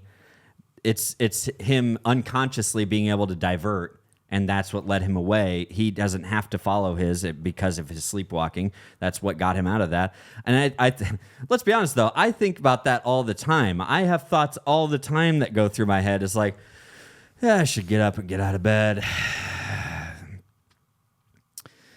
I'm still here, you know, like that kind of shit. The game last night? Yeah, exactly. You know, and like that kind of free will stuff. I don't know. Do you ever have thoughts about like if there are two different ways to get somewhere? Yeah. Where you go, well, I'm going to go that way, but then something in your head goes, go the other way. Yeah. Yeah. And then you're like, well, what if I go the other way? Is that where I'm going to die? Or if I go that way, is that going to save me from dying? It's also just an exercise to just kind of shake your own day up a little bit to get you out of the mundane. Yep. It's just like if you go the same way to work every day, go a different way and just see what happens. Like just the little bits here and there, you know. I think there's that with those thoughts. There's definitely something to that thought. I think. Oh yeah, it's wild. And then this like him that when Frank does appear, this is almost the creepiest. Frank just keeps getting creepier and creepier, and then this scene where now he takes his hood off, and it's a person, right? Yeah. And he's got a hole in his eyeball. Why are you wearing that stupid mask? Why are you wearing the human suit? Stupid human suit. I remember thinking about that, and somebody in like my high school or somebody I knew, maybe it could have even been college, had that like written on something. Why are you wearing that stupid human suit? And I'm just like, you just think you're so fucking edgy, don't you? Oh, man, don't talk to me, dude. Oh, man. Sean's like, yeah, that was me. Well.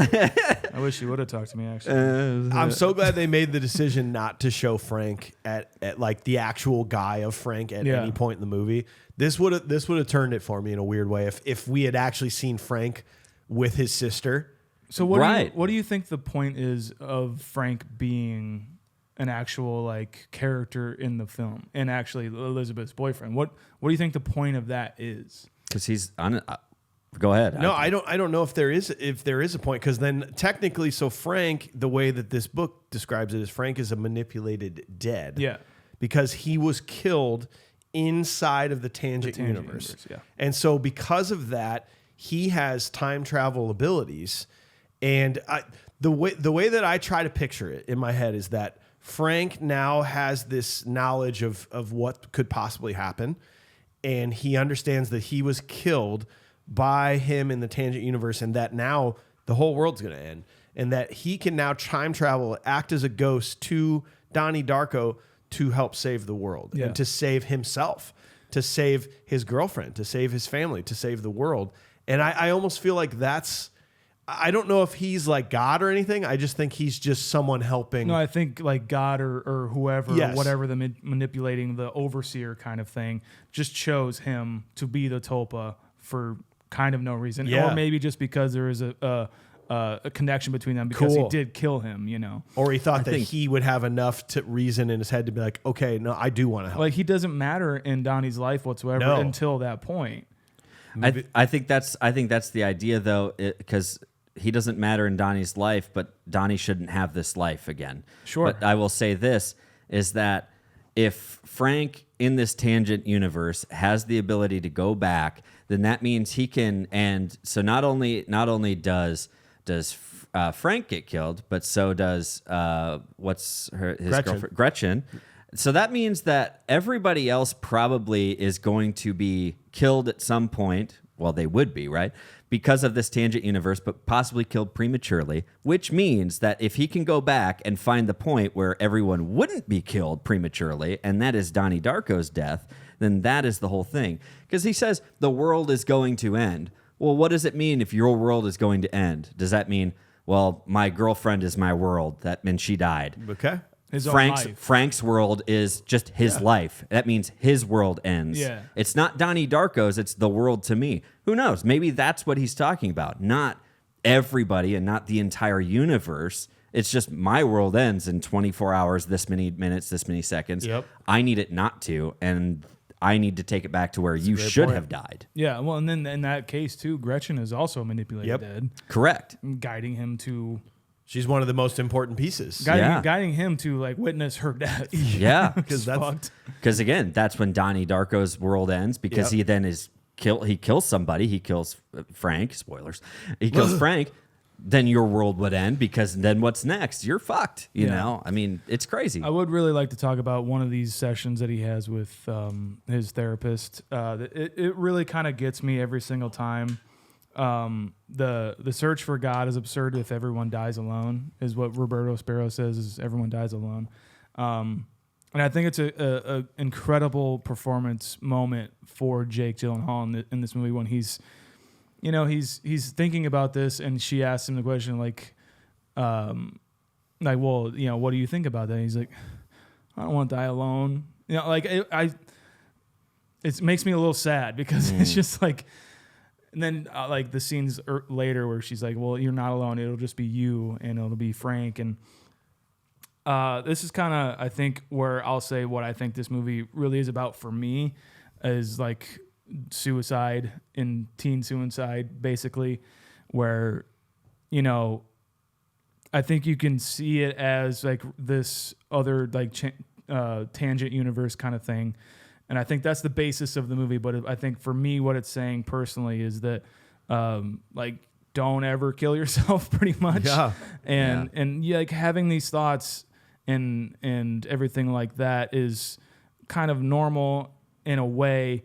You just you got to realize that people in your life, they are affected by you no matter what. No matter how you feel like you don't affect anything, and how you feel like you're just kind of nothing and you're just kind of on autopilot the whole time. If you weren't here, so much things would change. And I think that's what this movie's kind of saying with the time travel aspect of it.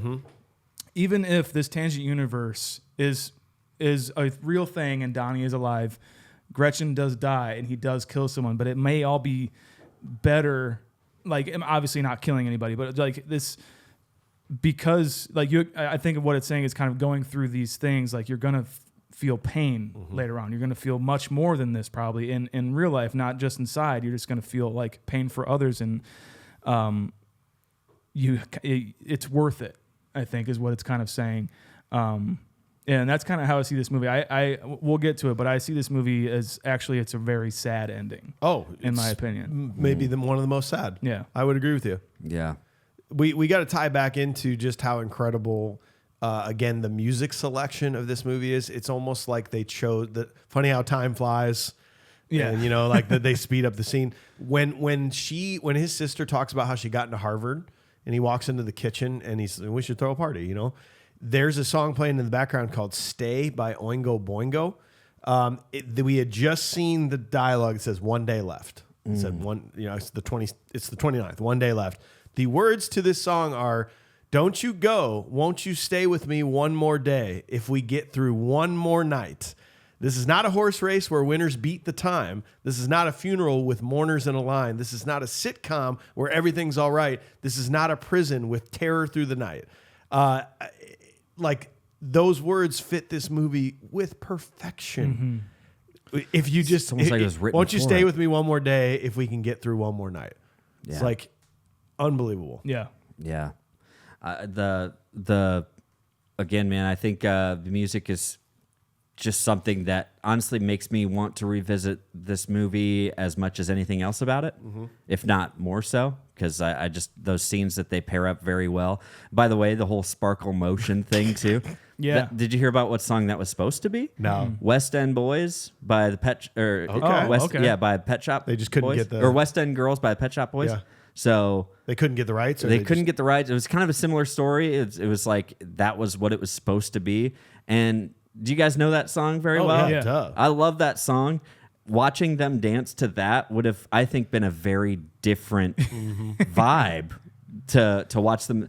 Pet Shop Boys, East End Boys, West End Girls. It's like that would have been a very, very strange dance scene. Yeah, kind of. I don't know. Like, I don't know how I feel about it. We've talked about it a lot, but for some reason, slow motion dancing, cheerleading just gets it.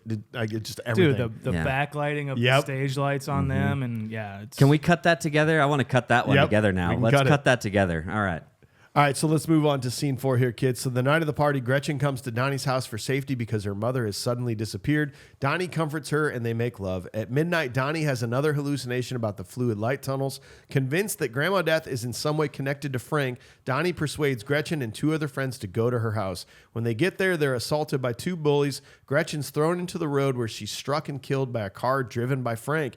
Donnie uses his father's gun to shoot Frank and then carries Gretchen's body to his house.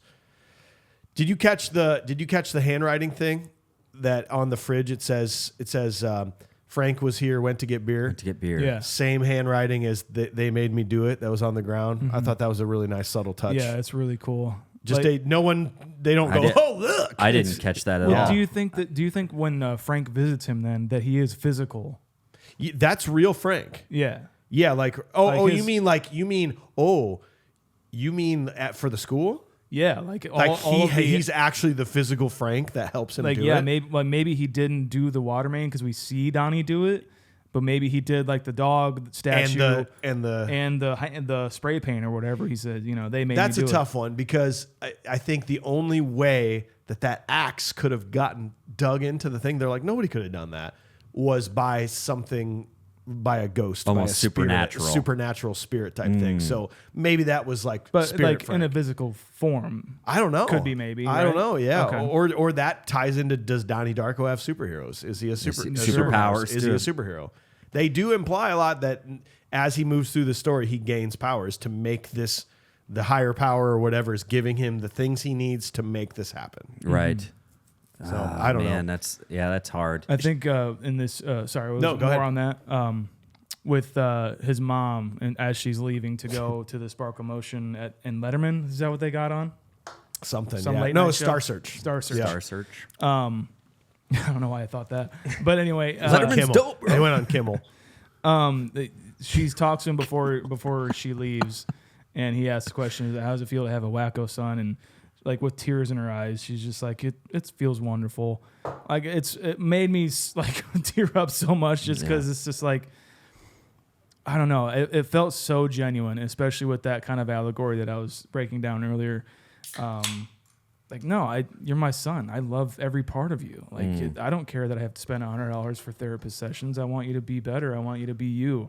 I want you to be here. And if you weren't, it would fucking suck. I don't know. I loved that performance by her. I think she's really good in this movie too, by the way. So I think the only other thing that I've really seen her in is she's dying in Independence Day or some shit. She's also in Dances with Wolves. That's right. Yeah, that's she's right. the human, the white of the human. Okay, whoa. All right. No, the sad part for me, Sean, is that the reason the ending of this movie is so sad is that we're seeing all these relationships develop that have never been there before. Yeah. This love, this actual relationship with his mom and his dad and his sister. Mm-hmm. By the end of this, he's gets along with his sister so well, and he's found love for the first time in his life. And his parents are like, "Wow, he is special," and everybody's looking at him like, "God, Donnie Darko," and that back into time, Donnie's dead. None of this happened. And no one will ever experience that they got to have those moments with Donnie. Yeah. Well, and you think the last thing that was said between those two, rather than the moment of, it feels great, and this exchange outside of that van, is when he called her a bitch. Yep. That's the only thing she's going to remember. Yeah. Which in a theory is kind of why she's just sort of smoking a cigarette, just being like, what the fuck? I don't even know what to think. Yeah. I got a question for you, Sean. We're at the party, which, by the way, is so Halloween. I know we're torn up that we're doing this in May. One more thing, too, is before the party, there's a Frank bunny head pumpkin. Yep. And that's in the director's cut. I think. Well, they show him carving it in the director's cut. Okay, so it's just there. It's just there. And I did not catch that in the theater. Anyway, sorry. No. Do you think, can I ask you then, if he carved that... Because this is in the director's cut. I apologize. It's basically all we've seen. Frank is carving it? Donnie is carving the pumpkin into the bunny mask, right? Or the bunny mask into the pumpkin. And then shows it to Elizabeth. Does that mean, do you think that Elizabeth has seen what Frank is working on for a costume then at this point? Well, no, I guess he wore it to the party. Because he wore that to a party. And he's an artist too. He's an artist. Yeah. Do you think that she has seen that? And I don't think you can correlate that. All right. She has to have though. See, I don't, because he's making the mask and the bunny suit is like what we are brought to believe. Hey, manipulated living here. Maybe she showed him the pumpkin, and he goes, "That's a great idea for a costume." And then he makes the costume. Okay, see, you're right. Oh, yeah. Yeah, see, I like that. That's a great reversal on it. Yes. My question to you that I've always thought, he's at the party, world gets crazy, he starts following the portal tunnel, and it ends up on Gretchen's stomach. I have a maybe thought that, like, he's developed these pretty crazy psychic powers by this point. Does he see that perhaps he got Gretchen pregnant? I know it just happened hours ago, but can he somehow psychically tell that? And that this is the moment, this is the catalyst where he realizes that he does not want this to happen. He doesn't want to pass his genetics on like this way, that he has this fear of passing him on to something else. And that he knows that they have to continue and move forward with this plan, or something that happens from this. I know it's never implied at all that she's pregnant, but like something about that makes me wonder if there was something hidden in the subplot. Because are you asking because he just kind of finally gets a bug up his ass and is like, okay, we got to go to Roberto Sparrow's kind of house. like he's like, we need to reverse this timeline Rather like, than just we need to staying there and chilling with Gretchen and maybe having a few beers with her. Yeah. He's like, no, I gotta end this world. I gotta end this tangent world. Even if it wasn't getting her pregnant, it was the idea of like that, maybe just the thought going through his head, whatever you're saying, it's very true. Because again, we don't know. I don't think Donnie even knows why he has to go there again. No. He just sees it, feels it, sees the liquid spears and whatnot. I don't know. All these things are happening to push him there. Everybody's manipulating him to go there, whether he knows it or not. You can go back to the beginning, but I just started doing it at this point. These moments that because his sister got into Harvard, that's the reason they threw the party.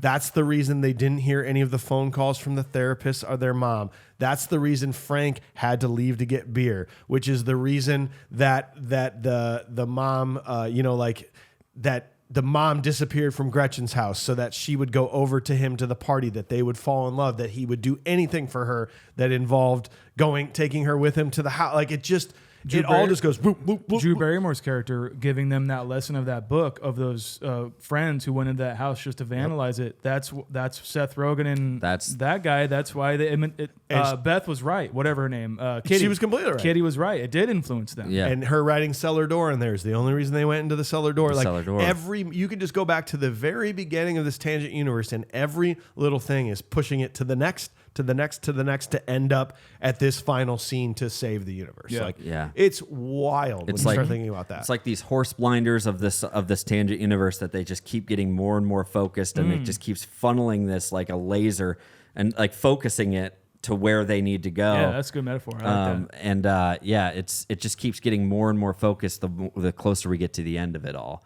And do they ever make it? I wanted to ask you guys do they ever make it a stamp or anything of the moment that Frank tells him 24 days, this many hours, this many minutes, this many seconds? Does it culminate to one of these things that happens, or is it the end? It's the end of the time warp, the black hole starting to form over the city. We're getting to, because it was 6 hours and 12 seconds or something like that, and it started at midnight. So this would have been like 6 a.m. the next day and 12 seconds. So it was truthfully like, I like your sentiment about when Gretchen is killed or whatever, or when he shoots Frank, but it's when the plane is about to get sucked in. That's when the end of the world's going to happen. See, I never even why is it that I never even make that connection of like, so how do I miss the black hole? You know what I mean? Like, how do I miss this? Like, I don't know. Those are the things like I keep asking myself, and I was excited to come and hear what you guys have on this too, because I'm like, I'm missing something here. You know, and maybe that is the idea. I don't know. It's so important, the understanding of like what the tangent universe and the and all that stuff. And it's the wild part of this whole The way movie. you break it down is like watch the theatrical, then watch the directors, and then go watch the theatrical. And then never again. watch directors again. Yes, Yeah, I think okay. that's perfect. So I've watched the director's cut too many times. So I've literally started my own tangent universe. That, I'm sorry, guys. No. I better go to the Sparrow's house. Yes.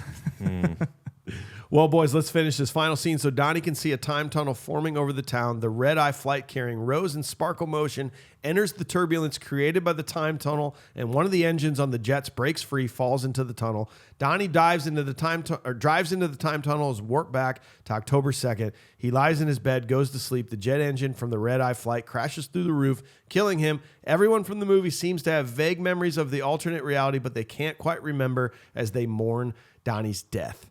I think this is actually wrong, to tell you the truth. Like this, I just pulled this from stuff. I don't think he actually goes through the portal. No, I don't think so either. It's kind of implied that he uses mental, gymnastics to rip that engine off of the plane, throw it into the portal, so that now that duplicate engine leaves this alternate reality, everything's able to collapse. Yeah. And he's still in that tangent universe. Everything collapses back in time. Physical universe starts back up right where that tangent started, with no one knowing anything that happened in this. There's go ahead. No, and I think the important thing to note, and tell me if this is stupid, I spent way too much time thinking about these engines. Because you're like, well, then why? But why did the engine then still fall through the roof in the physical And what universe? happened to the plane? Yeah. And I think so. Picture it this way: in the first physical universe, there's a plane that has an engine. It's just sitting on a runway somewhere. The tangent universe is created where everything duplicates. That plane duplicates itself. However, one of those engines somehow double duplicated itself. It glitched, and that engine was just in the universe. And it fell onto Donnie's house. Right. That's why they can't. And figure that's out why where they it came can't from. figure out where it came from or what happened to the plane. So it was literally a copy of this engine. Yes. Just duplicated itself. So now there's two engines. Yeah, and the this engine's one's still on the falling. plane, but this one's falling. Yeah, you did copy paste, not cut paste. There you go. That's what There you happened. go. Yeah. So then when so picture it, that plane is in the air. That plane is in the air. The other engine in this universe, the one that's causing the problems, is at a lab somewhere. Yeah. He pulls that one off, throws it back in. So now there's only one engine in the universe. It falls apart. But that other engine is still needs to go somewhere. It falls on this house, just like it did in the regular one. But the reason there's no problem, there's still now a duplicate engine. That plane still exists in the physical universe, but now there's the one that fell through the roof. But because this is the real universe, there's no problems with duplicates. There's not this implosion issue. Right. So there is actually a duplicate engine now. That is in the evidence physical, of the tangent universe. Yes. And the only piece of it. The only piece that's left over from it. But I think that also tells you that plane will now never crash. That plane never crashed. Right. Because there's thoughts about, he saved their life because now they won't go on the flight to Star Search because they'll be mourning his death. But that plane's never going to crash because he's never going to rip the engine from it. It's just it's a fucking mindfuck, this whole movie. The way you were talking about that, I just want to add this small tidbit, is it makes me think then that in the real universe, there is now just a plane sitting on a runway somewhere with a missing engine. I would love for that to be it, but I don't think it is. You're probably right. I'm just saying that's what I started to gather while you were talking. I'm like, there's a plane that just all of a sudden an engine just went. And you know what that airplane went on to do? Carry the people in Final Destination. Let's go. Sorry, dude. This is the place that was it was really, really tough for me to just kind of stay latched on. I don't know, and I was still very enthralled, but then it was really, really tough because it's just him sitting in his room and he's laughing, and it's kind of like. It makes me think that if we did a cut of pretty much the entire time of this tangent universe, and after Donnie calls his mom a bitch, and he says the fuck, and he does that. Instead, it would be like him laughing at that point afterwards, not even getting his medicine. I don't know. What do you think? I think there's a couple reasons to why he's laughing. Why when he he's wakes laughing? Up. I think it's there's definitely a couple ways to look at it, and I do kind of agree with both. But mine is just in the canonical version of like the Tangent universe and everything like that. I think that he is kind of realizing that he brought it all back together, that he, is in the place where he needs to be now. And what else is there to do but laugh when you know what's going to happen? And I don't know. I think maybe he did like kind of see that he had a good life after this. Like if this didn't happen, like what it could be and what like he could have meant to people if this didn't have to happen. I think that's where my mind kind of sits. He was always scared to die alone, but now that he's gone through what he did, he's not really alone. He's not alone. He's not scared to die alone. Yeah. I think that's one way to look at it. I think the other way to look at it is that he wakes up and he's like, oh, that was a messed up dream. Because just like everybody else that was in that Tangent universe, they go back with just weird little like, what? Like, what happened here? It's very possible that he just was like, whoa, thank God. Wow. Okay. I'm going to be a better person now. That would never now. happen, or that would never happen to me because I'm such a, depressed person or whatever. And that's where the thought is like, there's a thought out there that he actually didn't have to die here. Like him dying was not what caused the Tangent universe. So there's a lot of people that think if he would have somehow just woken up and just gotten out of bed, that the world would have moved forward and everything would have fine. In fact, a lot of people think Roberto Sparrow is someone that was a living living receiver that actually survived. And that's what changed her life completely and messed her up. And she wrote the book, and that's why she just can't think, because her whole life's different now that she's been through that. Yeah, she probably drove herself crazy thinking about this Tangent universe that she's probably just exists in now. Yes, so now she's just... Yeah, so there's thoughts that he actually didn't have to die, and that's what kind of makes me really sad about it. Yeah. But I am content with the fact that whatever that explanation is, he's happy. And it makes me happy. With the kind of metaphor or the way I see the movie is like suicide, don't do it, is just, all these people's lives. Like you weren't technically in Gretchen's, but she's got kind of some sort of, it looks like especially when she looks at Rose, she's like, what is this? What's going on? Why do I recognize you for some reason? Where it's just like so many things would have been better. Yes, there would have been pain. Yes, there would have been turmoil, and like you would have to fight to get through everything, but it's fucking worth it. And so don't do it. Like, what part of this do you think is like along the lines of like a suicide though? Well, not in the actual movie. I just think it's like a metaphor for it. Okay. Is how people would feel about you after you're gone. Because Donnie has such negative feelings towards himself, and he's seeing a therapist, and he's obviously got mental illness and depression and everything. I think that's kind of where, like, the plane is a metaphor or the engine is a metaphor for him doing himself in, pretty much. I see. So it's like it's since he chose to basically sit there and not move, it's almost like some sort of like willing to do it for some sort of greater good that you think exists. Exactly. That could exist. Yeah. Exactly. Interesting. And there is a thought to that the original theatrical cut says this could have just all been crazy talk. Yeah. Like this whole thing could have just been in his brain and he was schizophrenic and like there's a lot of different ways to look at this. And the other thing too that I thought was an important takeaway from the director's cut was they do make mention of how everybody inside of this alternate, these manipulated living, I think is what they say they are, they can't, some will have recollection of it, some will have zero recollection. It will affect some of them more so than others. So then as they're kind of scanning through everybody, and it's doing the, Mad World.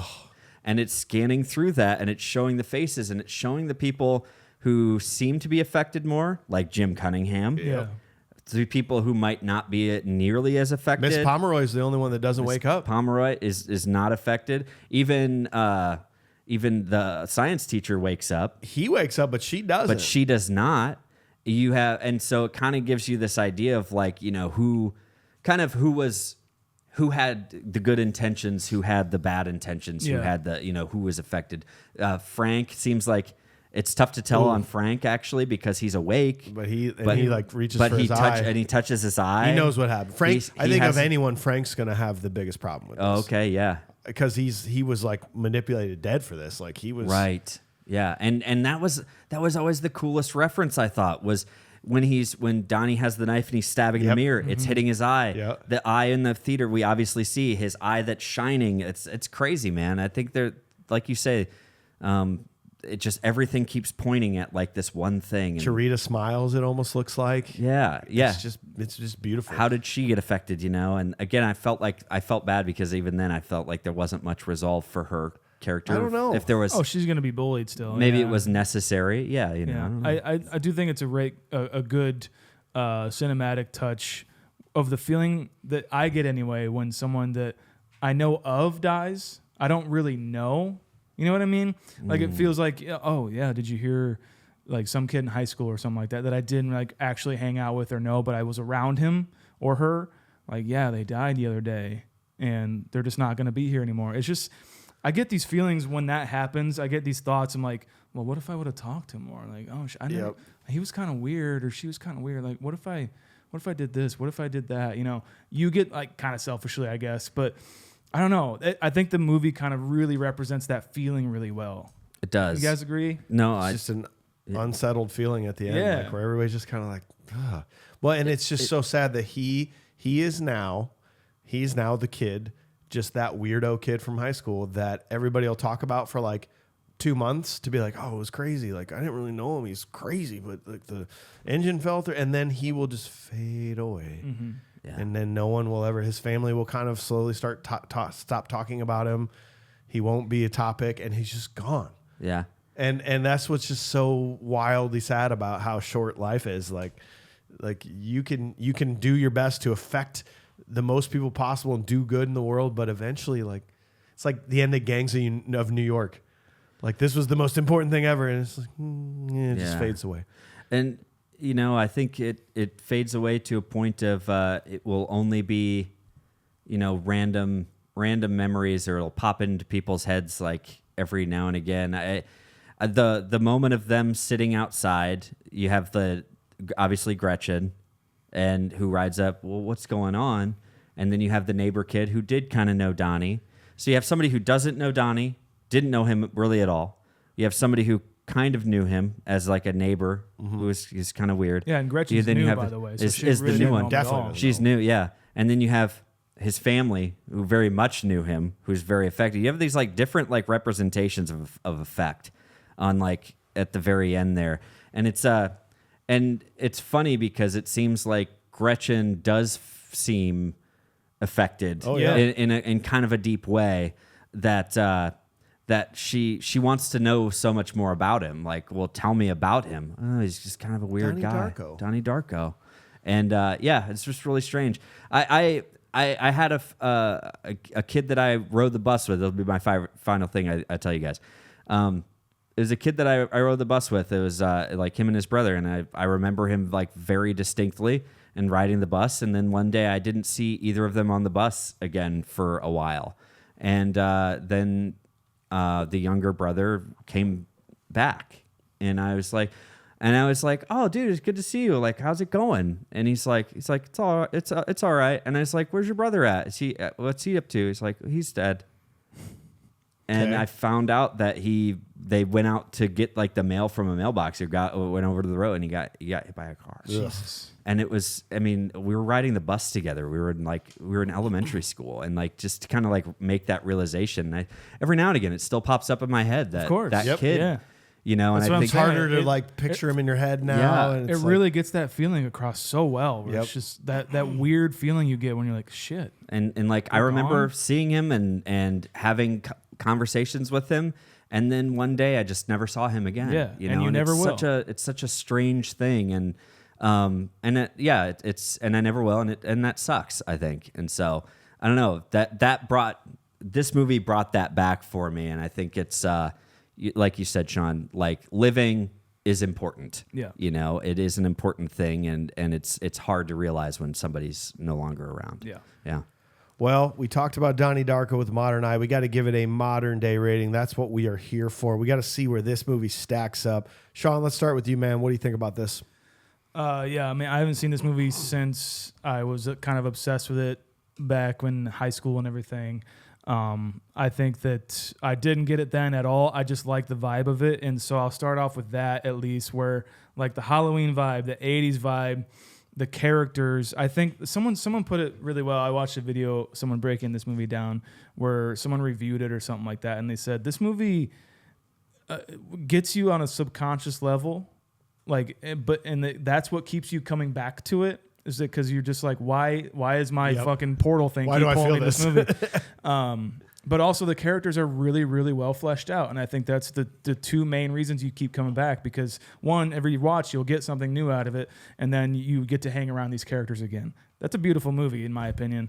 Yeah, man, I think it's extremely well made. I think it's really thought provoking. I really feel a connection to Donnie in a lot of ways. I think it's great. Go 8.1. 8.1 for Sean. 4 stars on Letterboxd. I don't know. Hey, what about you, Age? If I had to sum up the movie in one word, it would be existential. And it's because I think it's very much this just commentary on existence.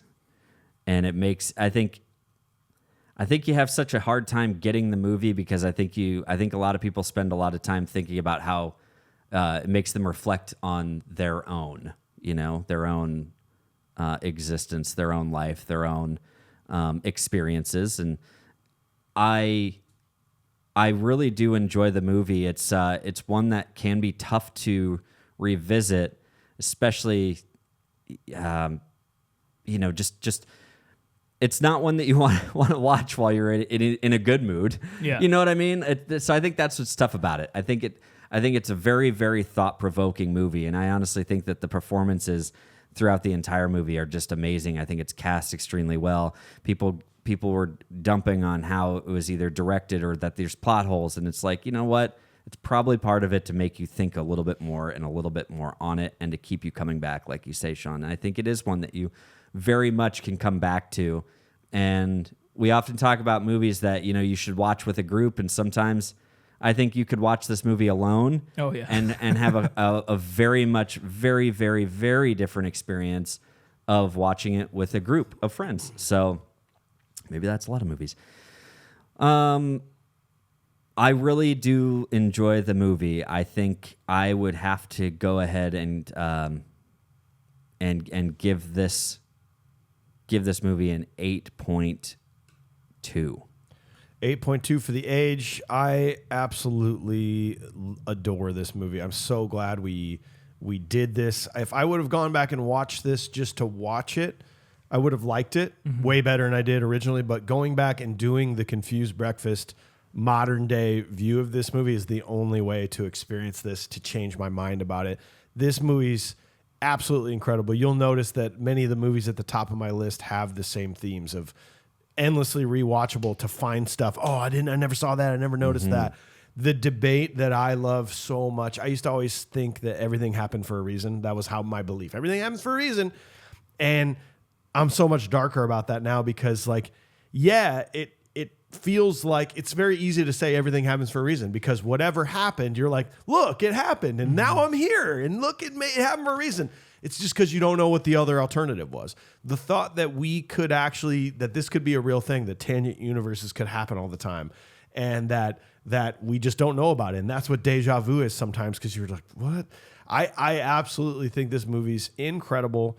And I'm giving it a 9 straight up. Nice. Josh Miller says, okay, buckle up, buckaroos. My modern day review is going nowhere. Upon rewatch, this movie is definitely better than I remember. I'm excited to hear AJ's take because of his system of multiple rewatches of movies to see if it makes more sense of it with each rewatch. Honestly, before rewatching it, I would have put a significant amount of money that this came out in 98 or 99. Definitely not 2001, and it surprised me even more that it came out not long after 9/11. Horrible time for a movie with plane parts falling falling out of the sky. Like I said in my nostalgic review, I had a wildly vague recollection of this, which was the airplane engine and why are you wearing the red rabbit suit? Why are you wearing that man suit quote? Overall, I like the way it's filmed, although I did not find it heavy-handed in places. I like the tone of the film. All the acting is average to above average. The soundtrack is great, but I'm a sucker for 80s and 90s music. Frankly, though this is a movie that you really have to pay attention to and really have to think. When it comes down to that, that's not my style. While I can really appreciate it, it's too cerebral for me. Hence why it was pretty forgettable for me. This time around, having to really pay attention, I did understand it better, but was still wildly confused. I think they could have made more reference to the time travel book. Maybe you need to go back and watch the director's cut, perhaps, man. I took to YouTube after watching it, and while you can watch a ton of different content with similar and wildly different opinions, it did help me connect some dots. I did watch the Honest Trailers channel for some laughs, and I think it really hit the nostalgic and modern-day take of the movie on the head. In the end, I think it's a movie I will put on here again really soon to see what else I pick up on. Modern-day score, I cannot go as high as RT or IMDb, but definitely came up from my nostalgic score. I'm going to give it a 7.95. Nice. So that's going to take us to an 8.31, which is still pretty high, friends. That is number 26. That is tied with Die Hard. That's just below Rocky, Lethal Weapon, Uncle Buck, just above The Wedding Singer, Jurassic Park, Jaws. That's how we feel about that. Above Jaws. Okay. That's how we feel about it, boys. Interesting. Hey, we're realizing it is time for us to eventually do a rescoring, re-rating episode. We'll bring that to you soon, and we hope you enjoying these types of episodes. We love doing them for you. Thanks for being here. Next week, we continue May of Swayz, Uncaged, with some more Swayze. We are doing Dirty Dancing. And if you're new to the podcast, go back this time last year, Armageddon. That's pretty much the same movie as what we just talked about. You're going to enjoy it. Tangent universes, guys. I mean, tangent universes. If they didn't pick fucking oil workers to go save the earth, what would have happened? I know, right? Think about it. Free will. Think if Bruce Willis was Donnie Darko. I don't know. I'm just saying random things right now, guys. But we do appreciate you being here and listening to the show, like Mike says. You know what? Check us out on social media. That would be great. At Confused Breakfast. Search for Confused Breakfast anywhere on social media. Check us out on YouTube. Join us in person, in video. And by all means, leave us a 5-star review. Hit subscribe on whatever platform you're listening on. We would really appreciate that, guys. Hey, go to confusedbreakfast.com as well to get some merch. You can get shirts. You can get koozies from Not Your Father's. You can get hats. You can get some sweaters. You can get some bunny masks. I don't know. Just go there, see what you like, pick something out. Go to confusedbreakfast.com as well to see the ratings of the movies that we have covered. You can see that this made it in the top 30 at least of the movies that we have covered. You can see individual ratings as well as the show ratings overall. I appreciate you and love you. Thank you. Join all the cool kids. Patreon.com/Confused Breakfast. Sponsor this show directly. We are produced by Upload Media Group in Cedar Rapids. UploadMediaGroup.com. Learn more. Logan on the controls, baby. We are Cloud 10 iHeart Podcast Network. Learn more at cloud10.fm. That's it for us. Goodbye. Bye.